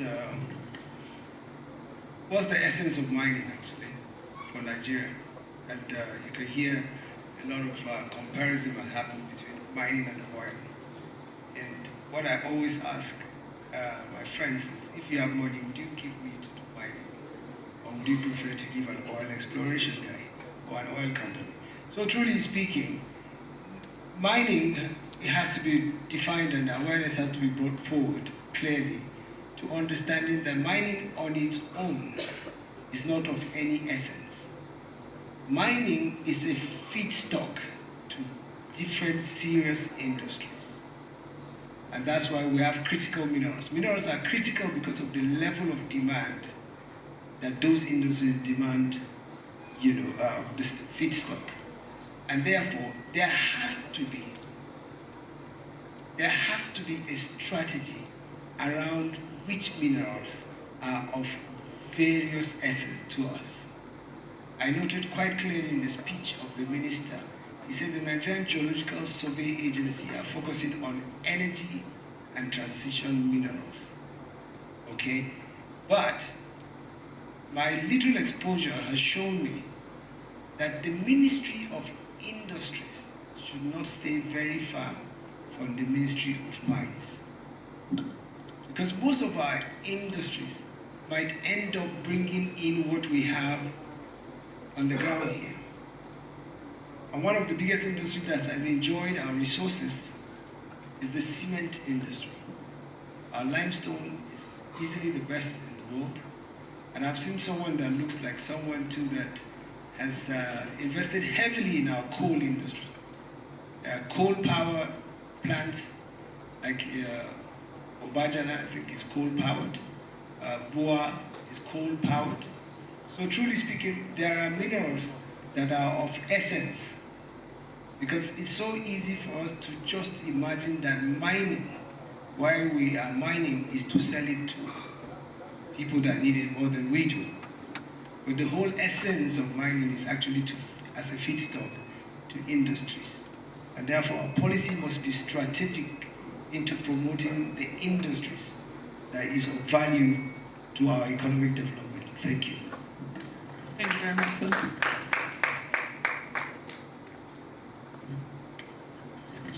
Thank you again. Yeah, for us, we all need a role to play in the ensuring we occupy where we're supposed to be as a nation. Vis-a-vis the market share, our market share in the global market. And we encourage all of us to rally around ensuring that we become better than we are now. Maybe we have acted, for want of word, we have acted like a prodigal son, but now is the time for us to really come back home and focus on the solid mineral sector. For us as an agency, we are ready and willing to partner and collaborate with stakeholders across the value chain to ensure that we achieve this objective. And we are looking forward to this kind of engagement. And we hope that the decisions, the resolution from this engagement will also be made available to the honorable ministers and other people at Corridor of Power, so that all these discussions can find their way into our policy, strategic review, and operational activity. Thank you. For me, regulation is a means to an end. The most important thing about regulation is that you must create the right enabling environment. And you're trying to create the right environment for what? Is to crystallize the future of Nigeria.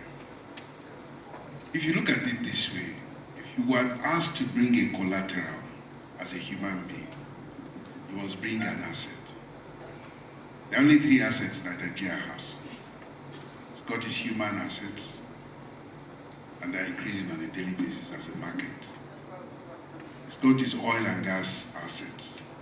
And Rose will tell you very clearly that she did a very major job in trying to streamline and basically bring clarity to that asset.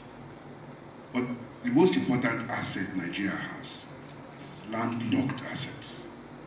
And whether it's agric or solid minerals, that's our largest asset. And unless you pay good attention to it in terms of trying to value it and trying to put things in place that ensures that that valuation is correct, we would continue to suboptimize this country. We're richer than every other country in the world. When they mention Congo, I laugh. I've been to Congo myself. I have assets around there. It's peanuts compared to what is under the ground here. We must thank the Honourable Minister for saying a very kind word. The NGSA is focusing on new assets. But in the last 100 years, the NGSA has focused on many other assets. One of them, base metals, limestone, like you said. And just because NGSA focused on coal and also focused on limestones many years ago, the richest people in Africa, the richest black man, is actually a beneficiary of the quality of work done by the NGSA over 100 years ago. Therefore, let us say it as it is. We've got a minister that is focused.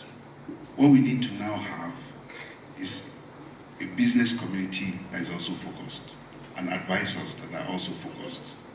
Nigeria is focusing finally on gold, and I can assure you gold will transform a huge portion of the balance of payment and balance of trade of Nigeria.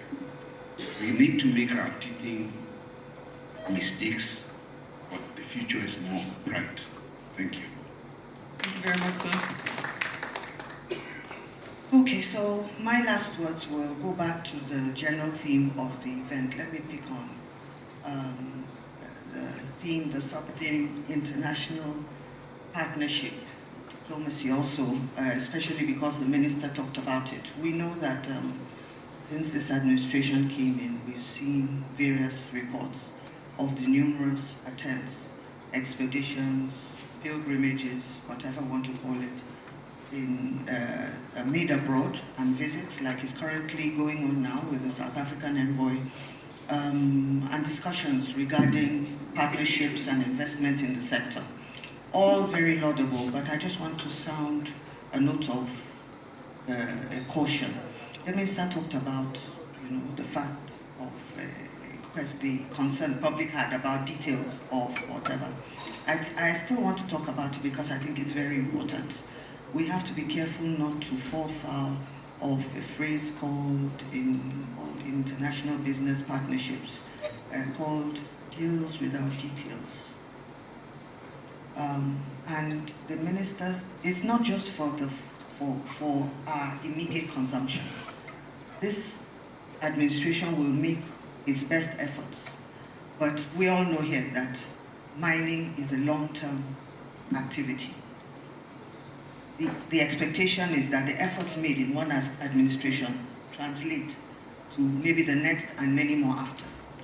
It's also for purposes of transparency and accountability for the general public, not just for the industry, for the general public. Now, MOUs, yes, fine, but eventual agreements are very important. It's not the practice, not just in Nigeria, but globally.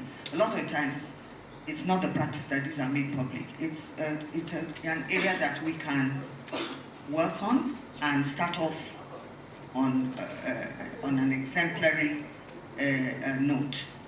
It's also important that these partnerships, whatever partnerships are entered into, are strategically negotiated. What do I mean?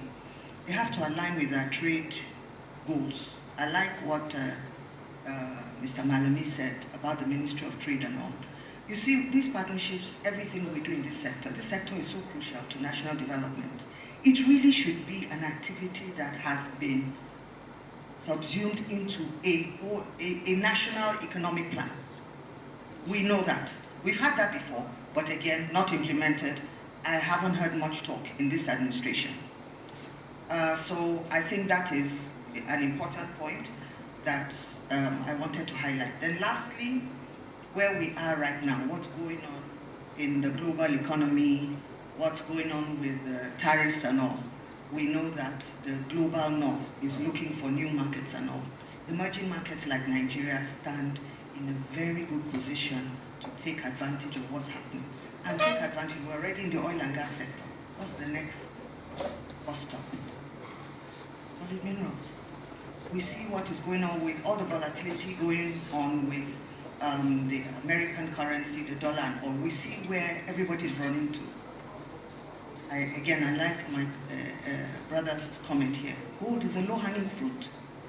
I'm not discounting the other solid minerals. Some of us represent interests in different things here. You know, so look, central banks are buying up gold. I listened to Nairametrics. He had a good program on it. Sorry for endorsing him. Maybe I shouldn't have done that. But it's all over, the news is all over. Countries are using gold to hedge against the volatility in economies and currencies. Look at what gold has done in Ghana. It largely supports the economy. So I think it is something we need to do. We have a program that we've heard of, the gold buying program, that is run by SNDF. I don't know what's going on there, if we need to expand it, but we need to be more engaged in these unfolding events. Thank you. Thank you very much, ma'am.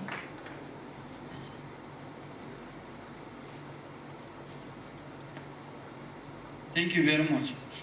I'm really very happy to be here because I have learned a lot. I come from Gombe State and I work with Ashaka Cement Company, so I can relate what people have been saying. And I also learned that the richest man on earth was Mansa Musa, who was rich in gold more than any other person or country in the world. So I'm very, very happy for this conference, and I'm telling you, we in the NNRA, we are really doing a great, most especially my Director General is seriously interested in mining. He's seriously interested in mining. So we are looking for you, the media, to help us. You know, we have to project the image of all these organizations that are involved in this mining of solid minerals.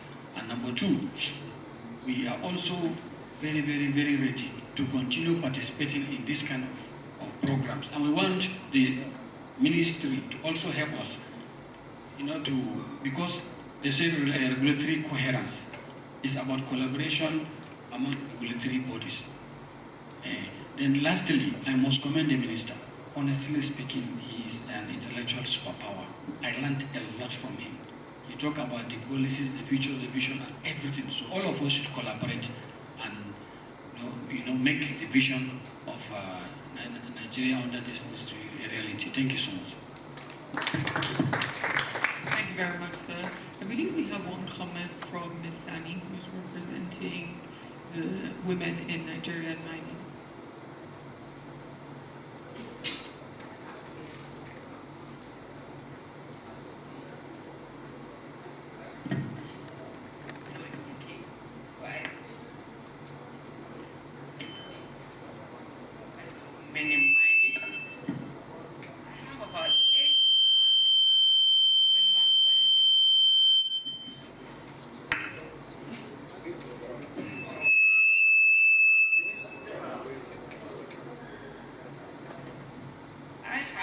Eight smart relevant questions. answers also follows. Meaning mining, I was able to bring these points together. How can Nigeria make its mining sector more attractive to foreign investors? Well, the regulatory framework is still part of it all. Okay. That we must prioritize regulatory consistency, transparency in licensing, digital geodata access, community inclusive models. We emphasize social license to operate. When women and communities are stakeholders, investors face fewer disruptions. We offer partnership models that include gender mainstreaming in ESG policy. Second one is, what barriers still hinder women's participation in Nigerian mining sector, and how can we overcome them? We're able to bring out such answers like barriers include lack of access to finance, technical training, and decision-making rules. Solutions include affirmative financing, gender-targeted skills building, mentorship program, and enforcing inclusion quota. We already operate in 27 states and can serve as a pipeline for identifying and equip mining talent. How does gender inclusion contribute to the sustainability of mining operation? Inclusion fosters trust, conflict reduction, and long-term community ownership. Women often act as stewards of land and environment, ensuring accountability. We feel data shows community where women are engaged, report better, cooperation with mining firms, and improve social development indices. Sorry, I'll soon be done, please. Let me just run it out. Yeah. Women must be positioned as negotiators, advisors, and technical experts in MOU and global panels. Women is grooming a new wave of female mining professionals. Through mentorship, we seek inclusion in international delegation and bilateral reform. Through community-based monitoring, mine closure plans, and environmental education, WIM already has trained women to act as watchdogs to water safety and land restoration, giving mining a human face while holding companies accountable. What are the next big opportunities for women in Nigeria in evolving solid mineral space? Women-led mineral processing and value addition hubs, technical enabled mining services, GIS, remote monitoring, green and sustainable mining solution. WIM is working to launch innovation labs to explore these areas with an open call for investors and partners at this conference. Thank you very much. Thank you very much, ma'am. I have this available if you are interested. Thank you very much, ma'am.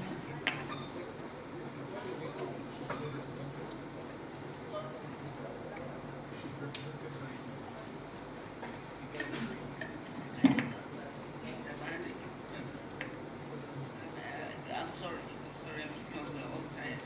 But it's just a plea. There's nothing here that has been said, that the minister has said, that hasn't been initiated before. Everything.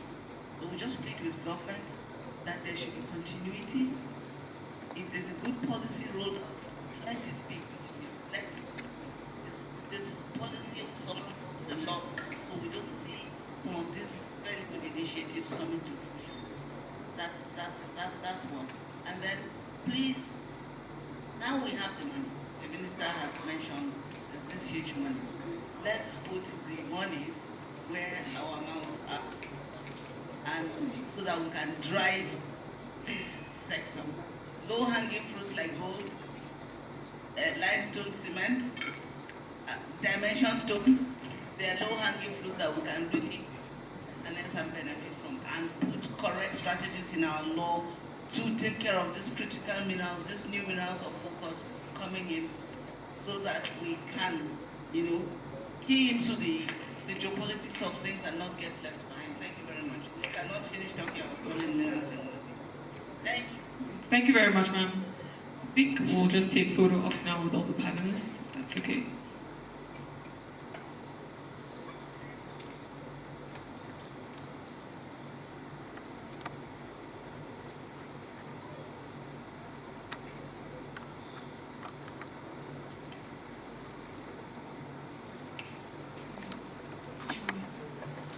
If the editor-in-chief for BusinessDay could also come up, please. We pass with the picture.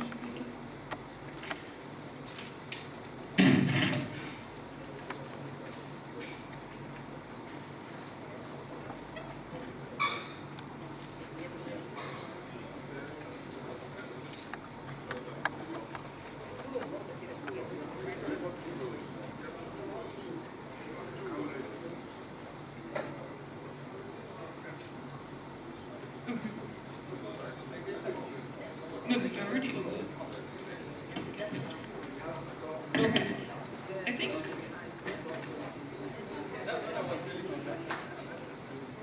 Alright, I think so.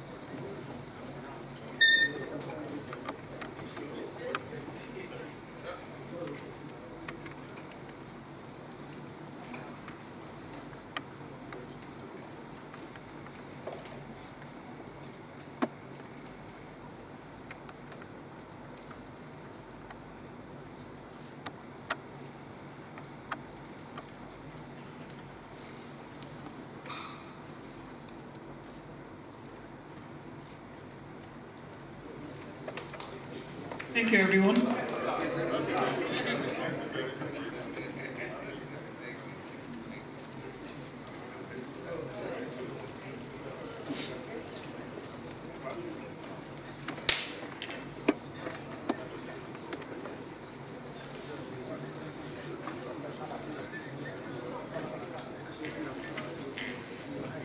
Okay, sorry, everyone. Okay, everyone is sitting down. Sitting. It's not over just yet. So we also have the chairman for Dukyago, Mr. Fagbemi, giving us a presentation.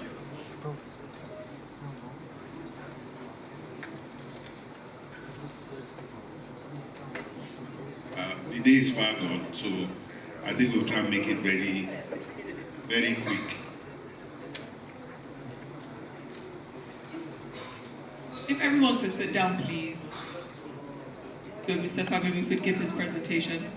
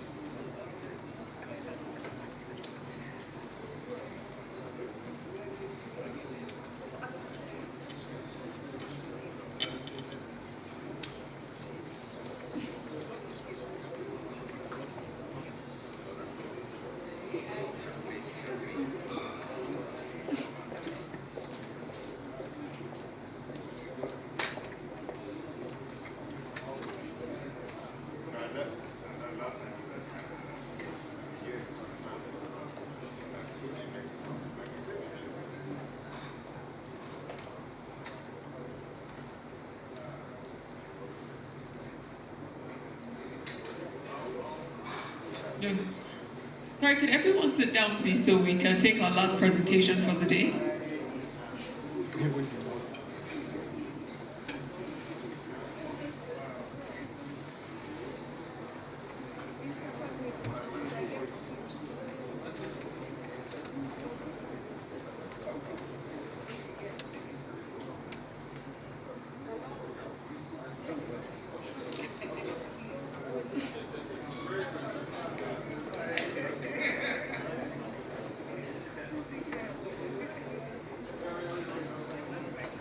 Okay, all protocols duly observed. I'm supposed to be talking just between me and lunch, for those of you who are not fasting. But if you are fasting, you can join me, because I don't make it long enough. First, the theme is building a resilient mining sector in Nigeria. And we're trying to leverage diplomacy, international partnerships, and regulatory coherence. The most important thing in life is consistency and the ability to be able to fashion out what you and I regularly refer to as a very, very certain and a very, very reassuring state policy, and good men and women of goodwill whose job is to implement what I call state policy.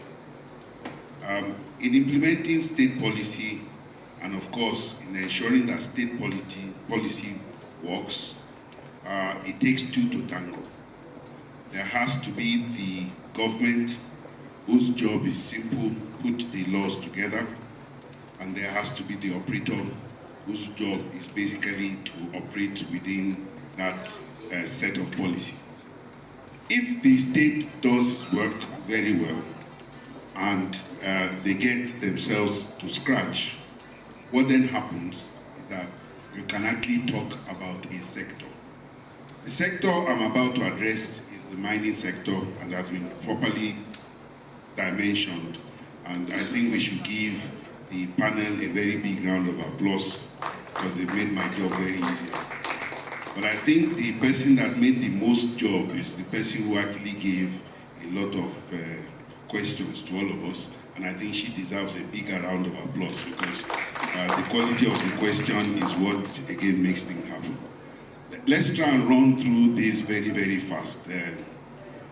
So I'm supposed to be Tunde Fagbemi. I work for a company called Dukia Gold. We say we're a mines to market expectation company. So we take what they call raw materials through and deliver it as investment grade gold.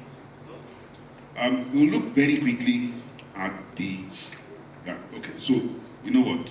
No, okay, so each time you hear me look, can you do this? Okay, okay, so it will be easier. So what to expect from this session very quickly is a fresh look at Nigerian mining potentials, the role of diplomacy in attracting credible international players, how partnerships are powered for innovation, compliance, and sustainability. We'll talk very briefly about regulatory and clarity of catalysts for investors, and then we'll talk about special insight into what I would refer to as ownership of an ore, if you ever find one, and what we think an African-led solution for gold formalization and value retention can be. Next slide. The Nigeria's mining environment is too good to be true. There's no one in this room who has not been helped by a solid mineral that is found in Nigeria. No one. Pick the most rudimentary, quartz. If you find quartz, that's what probably powering most of what is in your mobile phone, because quartz is required even to make a microchip. If you talk about the most expensive element of your mobile phone, it will probably be what is referred to as gold. And you know that for most people who wear earrings, there is more earring here than the one you're wearing, if you're really looking at it. So there's more gold in a mobile phone. So you can imagine how much gold is in your TV, how much gold. And I'm not saying don't go and break down your TV when you get to please. So basically, everything about Nigeria spells cash. If you take the example I gave, 3 individuals in Nigeria, just 3 of them. Pick the one in telecoms. It's called Adenuga. Right? He uses the final product of solid minerals, whether it's using copper or it's using fiber optics. You understand? He's a recipient of the final product of solid minerals. He's maybe number 2 or number 3.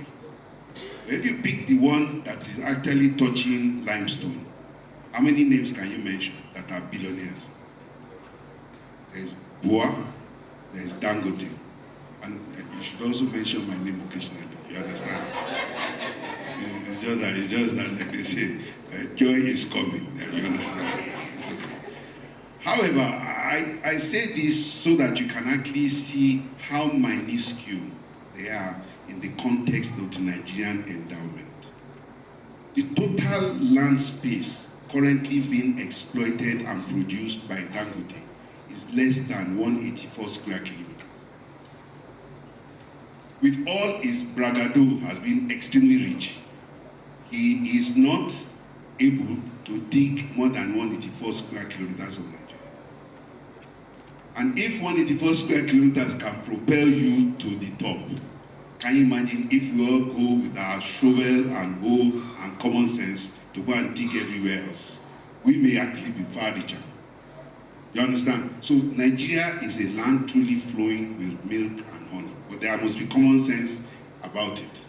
So whether you go through your exploration license or you go through your quarry lease, your small-scale mining license, or your ML and the rest of them, it won't really matter. What matters is they have already established that there are 40 commercially viable minerals in Nigeria in more than 500 documented spaces. They are putting some additional energy into some lithium now, and the people who are doing it, some of them are sitting in the room, and I think we should clap for a very brilliant gentleman. His name is Godwin Allo. Please give him a very big round of applause.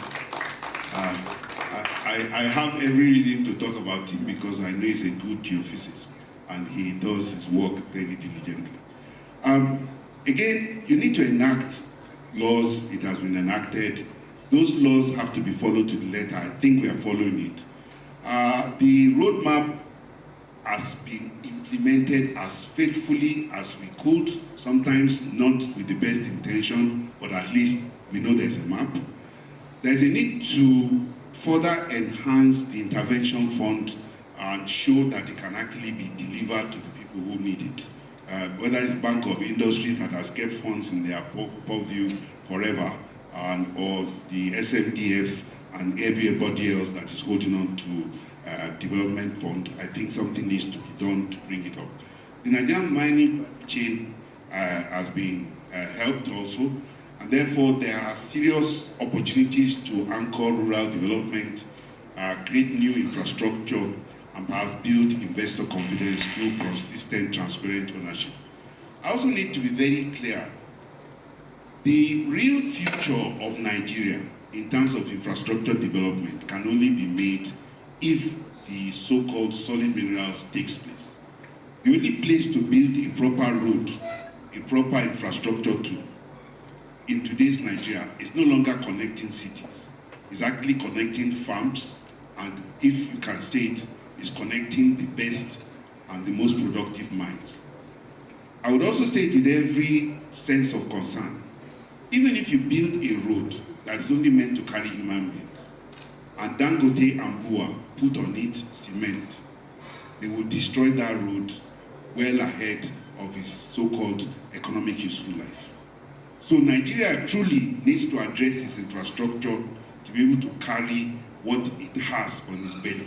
It's like you expecting an 8-year-old girl to walk on a road, and instead what is actually going to walk on that road are adults in their thousands. The weight of that child compared to the weight of the adult and the quantity of the adults that is going to go on it. So the infrastructure requirement of Nigeria needs to change so that when investors then say, let's drive from Lagos to Sokoto, or drive from Lagos to Ise, or drive from Lagos to Otrugbo, or drive from Lagos to Obajana. They are not scared because the quality of the road looks poor. No, the quality of the road is not poor. It was designed to carry human beings, civil servants. It was not designed to carry road. And it's carrying load far in excess of the axle weight. The standard axle weight in Nigeria is 2440. Most of those guys are carrying 80, 90 tons, and it cannot work. Please. Next one. Therefore, key barriers to the resilient mining sector, like we said, is regulatory. There are many people who wish to become regulators. And I would like to say with every sense of responsibility. So I love what you said to us about safety and environment. The job of a safety regulator really is to do research and publish research. There's been no research published by your agency in the last 60 years. And I think if you were to become relevant in publishing real research work, everybody will come to you. Nigeria has one of the most advanced aeromagnetic data capture. That data capture is based on only 3 things: thorium, uranium, and what? And yeah, if you have those 3, therefore for the Atomic Energy Agency to do an uranium mapping of Nigeria, and in fact to discover early enough where they will have issues, should not be a reactive issue. It should be a proactive national issue. Unfortunately, as we speak, even the Aeromag at 1 to 500 has not been fully interpreted. The Aeromag at 1 to 100 is still lacking. And so if you then come and say you want to come and regulate, I think it should be a disruptive regulation. The way you should spend your money and time is, let's do a proper uranium mapping for Nigeria and decide where are the critical elements that can actually fetch us money. Can you imagine if Nigeria started mining uranium and we became an uranium superpower? Our noise would be bigger than Iran and Iraq and Israel put together. But I have good news for you. I hope you know that Nigeria has more uranium than Niger. I see it sometimes on some of our assets on very, very good quality REs and uranium. I see it with my eyes, I know. So basically, we are just a very fortunate country looking for God to give us a sense of direction. I hope that all of us will get one very soon. Now, there is inadequate infrastructure, I've told you, there is inadequate investment. To be able to do a typical mine, you need $300 million minimum, a tier 1 mine. 90% of the mines that are here are small scale and junior mines. And therefore, the impact that they have is like you wanting to buy a generator. And I hope everybody knows what is called I better pass my neighbor. So everybody now has an I better pass my neighbor. In the process, we have cannibalized our mining leases. We have turned them into small-scale mining leases. They are not big enough for anyone to interpret. They are not good enough to scale, and therefore there are issues around the table. Again, most mining regions in Nigeria need to move up. Again, insecurity, thank God for the mining marshal, but that's not what happens. What happens is Dr. Allo goes to the field, he needs to take his Bible and pray every day. Sometimes, even if the mining marshal were to come along, I hope that the mining marshal also in his beer parlor discussion did not go and say that one big man is coming to site tomorrow, that's why I'm here. He has sold the information to the people, they know his route and everything. So sometimes we have our challenges. I think what we need to do is go into what they call inform, educate, communicate with Nigerian citizens to see that when mining activity takes place, it has an overall benefit, not only to the person doing the mining, but to the entire community. I would say to people, you cannot have a good mine unless you have a good trauma center. You cannot have a good trauma center unless you have the best doctors. So one thing is certain, if you have a mine site, you're going to have the best hospital, you're going to have the best water treatment plant, and you're of course going to have quite a lot of good things around you. So let's make it work. Let's look at value addition and local refining. Everybody has shouted and talked about it, but certain things need to be spoken to as a matter of fact. if Nigeria were to ramp up on its mineral potential, let's speak gold, for instance, or let's speak limestone, which all of us know. Do you know how much electricity power is required for one Dangote plant, one line? It's bigger than what Abuja consumes in a year. I hope you understand. So if you were to have everyone have the size of Dangote's electricity generation, there's no way you can power them using the national grid. If I were the minister today, I would spend more time and money looking for what I call power license to generate electricity just to feed the so-called mining sector.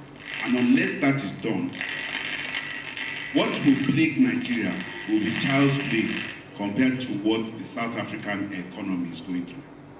I hope you know that the South African economy is digging the ground at minus 4,000 meters. So they are digging for gold at 4,000 meters below sea level. That requires too much electricity. I think it's the battery, so they should just replace it. They're consuming too much electricity. They're consuming so much energy just trying to make their conveyors belts and everything work. As long as that problem continues, please, South Africa is just beginning to wake up. Unfortunately, we are just walking or sleepwalking into mining. When the reality of that sleepwalk hits us suddenly, and 20 major mining corporations arrive in Nigeria, they would need to delay by 7 years just constructing a dam or bringing solar panels or trying to find a generator to generate electricity to be able to power their mines. So Nigeria is in very good stead because we're still at developmental stage. Someone who is serious must speak to the government about infrastructure play specifically for the mining industry. I hope that BusinessDay will take this up as a major challenge. Olaniwa Ajayi is extremely good in infrastructure advisory work. I beg that truly you take on that challenge also in providing the kind of regulatory and of course the advisory environment to make infrastructure doable. So I travel a lot. I go to Canada, I follow everybody everywhere. I'm also a member of the Nigerian Canadian Investment Summit. I also sit sometimes on the Chinese one. But what makes it more difficult in Nigeria is not that there is an opportunity to present a business case for Nigeria. It's how much energy is put in following through those opportunities that are presented. So today, I'll tell you a very big joke. So finally, America woke everybody up. And I think it's the best thing that ever happened to the world. Because, like they say, if you cannot see yourself in the mirror for who you are, sometimes you can go out there thinking that you are bigger or smaller than you are. Even though America cut a lot of people to size, I think Nigeria should thank God that the size they cut us to, at least our clothes was not too long past our body before. So we can make it work. And why do I say this? Diplomacy is a strategic layer of making rapprochement, discussion happen. Every Nigerian has an embassy relation, whether they work for the Ministry of Foreign Affairs, the NIA, and the other cacophony of people that stay in the embassy. But of all of them, the most important person is the High Commissioner Designate, who's supposed to be in charge of what I call commercial, they call them commercial attaché. No commercial attaché should become a commercial attaché if he has not spent time as a staff of NMDC or as a staff of Ministry of Mines. Because if they cannot explain those two sectors very well, I don't think they have a business being in any state capital in Europe or America or South America or China selling Nigeria. They don't know. I mean, how do I say I want to sell egg in the morning and then I don't tell the person who wants to sell that egg that this is a fragile commodity? You know what will happen? in the process of trying to bring the ware out, you just take it and dump it and you have back. And then she wake up and say, they didn't tell me it was egg. See, it's all broken. So we have to groom our diplomats to be able to support this industry. And I can assure you that one person has used this diplomacy exceedingly well. Again, I give a good example of Dangote. Dangote goes as a Nigerian ambassador to every African country. Do you agree? Yes or no? He goes with ex-head of state, current head of state to go and visit other head of state. Yes or no? He goes with the president of the African Export-Import Bank.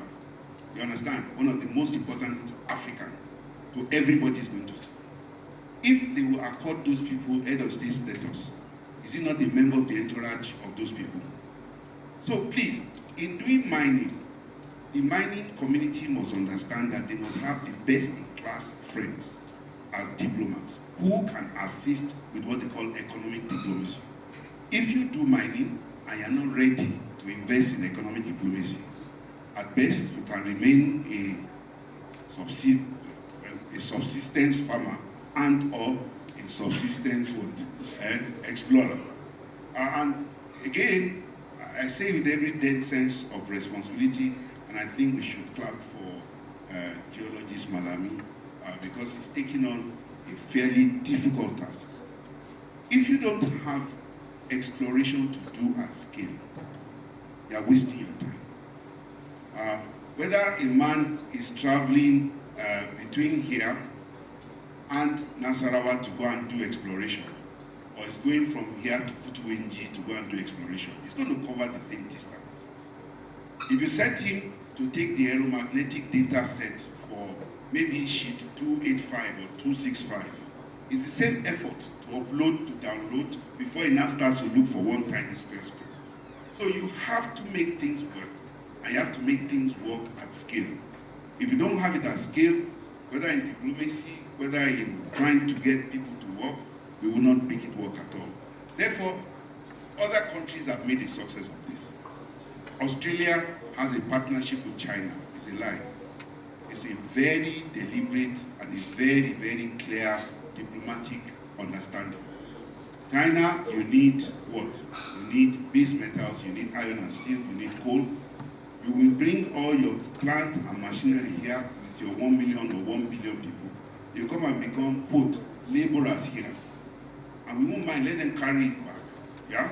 But in the process, they construct sometimes 60-kilometer what?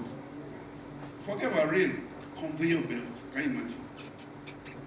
And we celebrate constructing blue line and green line and yellow line and W line. If we get ourselves right and we are skilled and we have the right diplomacy, Nigerian government must not spend its own money building the rail line. The rail line should be built by the what? By the mining company. Because it's the mining company that needs it. After all, when you build the rail line, what we know from transportation is you must have what they call a what? A concessionaire who will use your what? Your right of way. So the job of government is just to assemble the right of way, transfer it to someone, they will build it. The cargo is there. Let me give a very poor example. If I mention the word 4 cubic kilometers of a rock, does anyone have an idea of how much rock that is? If you wish to convert 4 kilometers cubic of one rock into what? Into weight alone, you need to multiply it by what? 2.7 if it's sports, right? Or 2.5. You then need to multiply it by 1,000 by 1,000, right? You're talking about 40 what? Do you understand? You're talking about 40 what? 40 trillion kilogram. And you want to put that on the Nigerian road, and we're all clapping, we have lithium. Impossible, we can't carry it. So Nigeria is endowed with lithium. Do we have the infrastructure to take it to the port? We don't. Do we have a port, actually, to receive 40 trillion kg of what? Of raw material? We don't. And that's where the reality of our situation should come from. We must begin to speak not in silos, but we must begin to cross-fertilize between people and let people who are in the business world speak back to power, so that power can truly understand what this is all about. What Nigeria needs is a brand new set of ports meant for one thing and only one thing, right? Solid minerals. A new set of rail lines. After all, if you look at it, Oga, there's a place called Baro, yes or no? It's the most important what? Inland port in Nigeria. What is in Baro? That's not true. The whole of Kainji Dam is bestriding the Ifewara schist belt and the what? And the Kebbi schist belt, yes or no? And if you are looking at the northeast what? Line of divide, where does it cut to? All of the gold today that is in Niger State and Co. Where do you think the epicenter of that gold is? It was straight where they put Kainji Dam. What happened to all of the things they dragged out of Kainji Dam? They didn't need to steal it. You just need to have common sense that it has to be processed, it has to be shipped. So if you go from Baro to Brass and you get to Sapele, you find another very convenient port there, yes or no? But the joy is they only took so much. 80% of what they left has not even been found. And everybody who is currently making a lot of noise that have found something in either Niger or Nasarawa is only making what I call unnecessary noise. The real thing is still far deep in the ground. No Nigerian mining site has gone past 1,000 kilometers, and 1 kilometer into the ground. None. So please, let us tell government, let us beg government, the infrastructure that is required needs a lot of economic diplomacy so that we can make things work. Again, how do I build an investor confidence? You can't build an investor confidence if you do not have a foreign policy that attracts them. Nigeria's commissioners and economic attaché need to come back home and be properly briefed by the Ministry of Solid Minerals. They need to be properly briefed by the Nigerian Society of Geologists and the Nigerian Geoscience so that they can begin to sell us properly. We must have a private sector-led diplomacy, and we must ensure that that diplomacy continues to benefit companies like Dukia Gold. Now, we need to strengthen international partnerships. We need to build a resilient mining sector. I hear people talk about Chinese. Don't even go there. If those guys leave Nigeria, we'll be dead. We'll be in big trouble. I don't join anyone to say that. Anyone that can give you knowledge, you should know what, first take it. How you then adapt that knowledge to suit your purpose is your second challenge. After all, the British that were here from 1900 to 1960, what did they leave to you? What did they give to you? There is no one here who's gone to the JOS school for geology who would not thank God that they left something. But what have we done to improve it? And Madam Rose, I want to beg you, whatever you do, please, in the name of God, start a certification process that administers exams in 1 or 2 levels to every geologist, every geoscientist in Nigeria. If you don't do it, it will be a big joke. Anyone can join the Going Club. Anyone. Any fool can join the Nigerian Union of Road Transport Workers. But honestly, even if you are going to be an NIURTW something, they must take you to the so-called FI, what's called that one? The one that does licensing. They tell you, enter the car, kick the motor. You must do an exam. Yeah, so if NURTW does exam, madam, you know, all of us go to law school now, they read law in every university. But there is a minimum requirement, Olaniwa Jayama making noise, where everybody must return to what?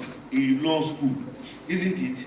Where they now say, okay, we don't know what they taught you in your own school, but there is a minimum standard that all of you should have, and there is the exam you must write. Am I making sense? Please, madam, in the name of God, whatever you do, just get it right. Because if you administer continuing education to the adults, and they have to do multiple choice questions, if they like, let them fill it. This way, they will know that they should retire from the field and go and allow the younger ones to do the job. 2 more minutes and I'm done. So if you know all of these things together, I think we should just run to the end. Whether it's long-term, whether it's partnership, whether it's community development, whether it's access to global finance, nobody who has money will leave his money in anybody's hands. Take away. They say take away. So what I want me and you to take away is this, that Mr. Tuneva Gwemi is a good man. He's a good man. No, he's a good man. He's first and foremost a good man. And that Mr. Tuneva Gwemi likes gold a lot. But I think it's important that we also let you know that we're going to build a fairly competent set of things, environmental responsibility, social engagement, shared values, ESG, governance, and the rest of it. Go. So what I want you to do, excuse me, no, go back on, is whatever you do in the name of God, every central bank in the world is buying what? Don't be the most stupid person that did not also remember to buy gold for yourself. Because the largest concentration of economists and experts is where? Must be in the central bank of any country. If they are buying gold, it means that they are seeing what you have not seen. Yes or no? Every country that has a Ministry of Finance is advising its president to allow them to do what? To buy gold. So if you refuse to buy gold, now you sabi. You understand? So my most important advice from all of this double treaty I've said is please ensure that you, your wife, your children keep at least a part of your wealth. I'm not talking about daily fidu. Anything that you want to retire to, like a house. You understand? Anything you are looking forward in your retirement, beg God in this world to be able to keep some of it in gold. And I'll tell you a very simple thing. If you bought 1 ounce of gold 40 years ago, trust me, that 1 ounce of gold today, do you know how much it is? Right? It's $3,250. That thing, you would have bought it 40 years ago at less than $200. If you also look at the naira to dollar conversion, on the day you are trying to spend that $400, it was 100 to 1.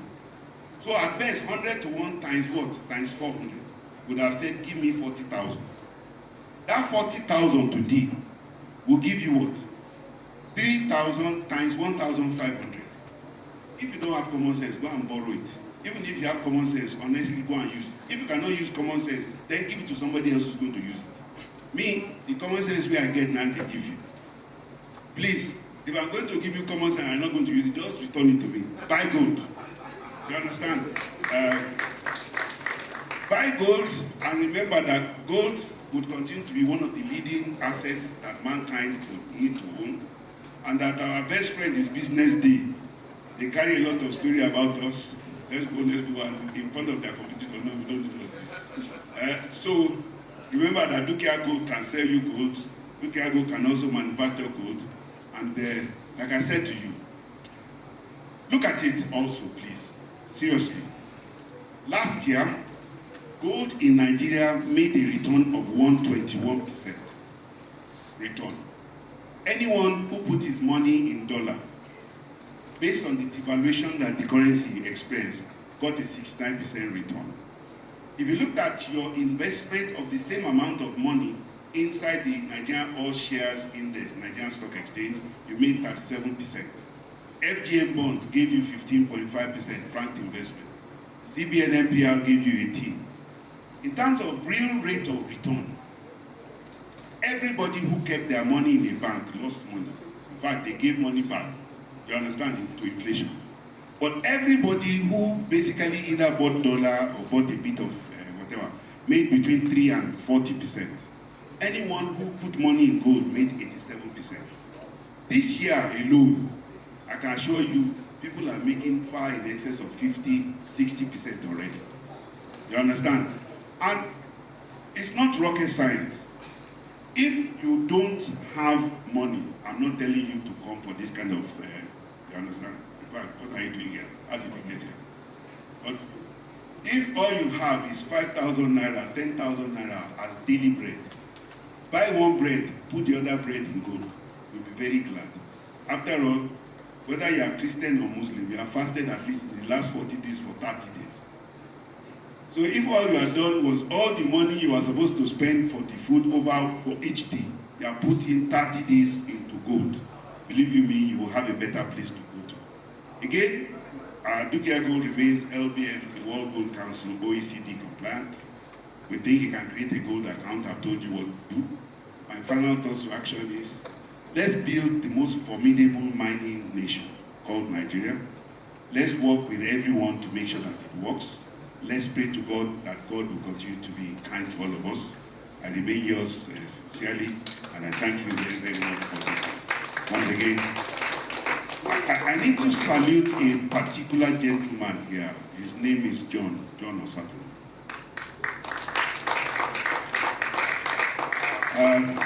John never stands tall. The truth be told, but John creates a presence. I've known John now in my career over 30 years. And if there's a man given to his calling, I must thank God for calling him. Journalism is your own profession. But being true to journalism is a calling. And I must thank you for representing one of the best in the industry. If we all had money, we would have started our own newspaper. I'm just giving you, I'm telling you we are in charge. But since Nigeria does not have any daily times left, so we can't call you to go and lead. But where you are, I also thank you for always taking initiative.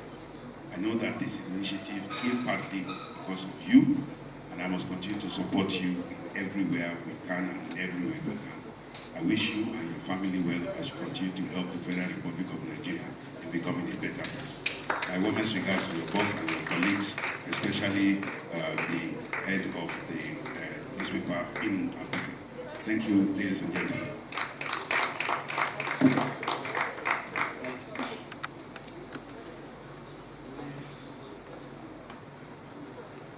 Thank you so much, Dan, but I think it's worth it. We want to thank you, everyone, for coming. Say thank you on behalf of management, but including the Board of BusinessDay. We say thank you for coming. Without you, there would have been a program of this nature and size. We also believe with you that this same time last year, it's a yearly thing. We want to thank our brothers and sisters, our partners from Olaniru and Jayi. They have a way of telling me, yes, that team is fine, but can we look at it this way? My two brothers that are not here, Walia's son, and Timmy, we're always there.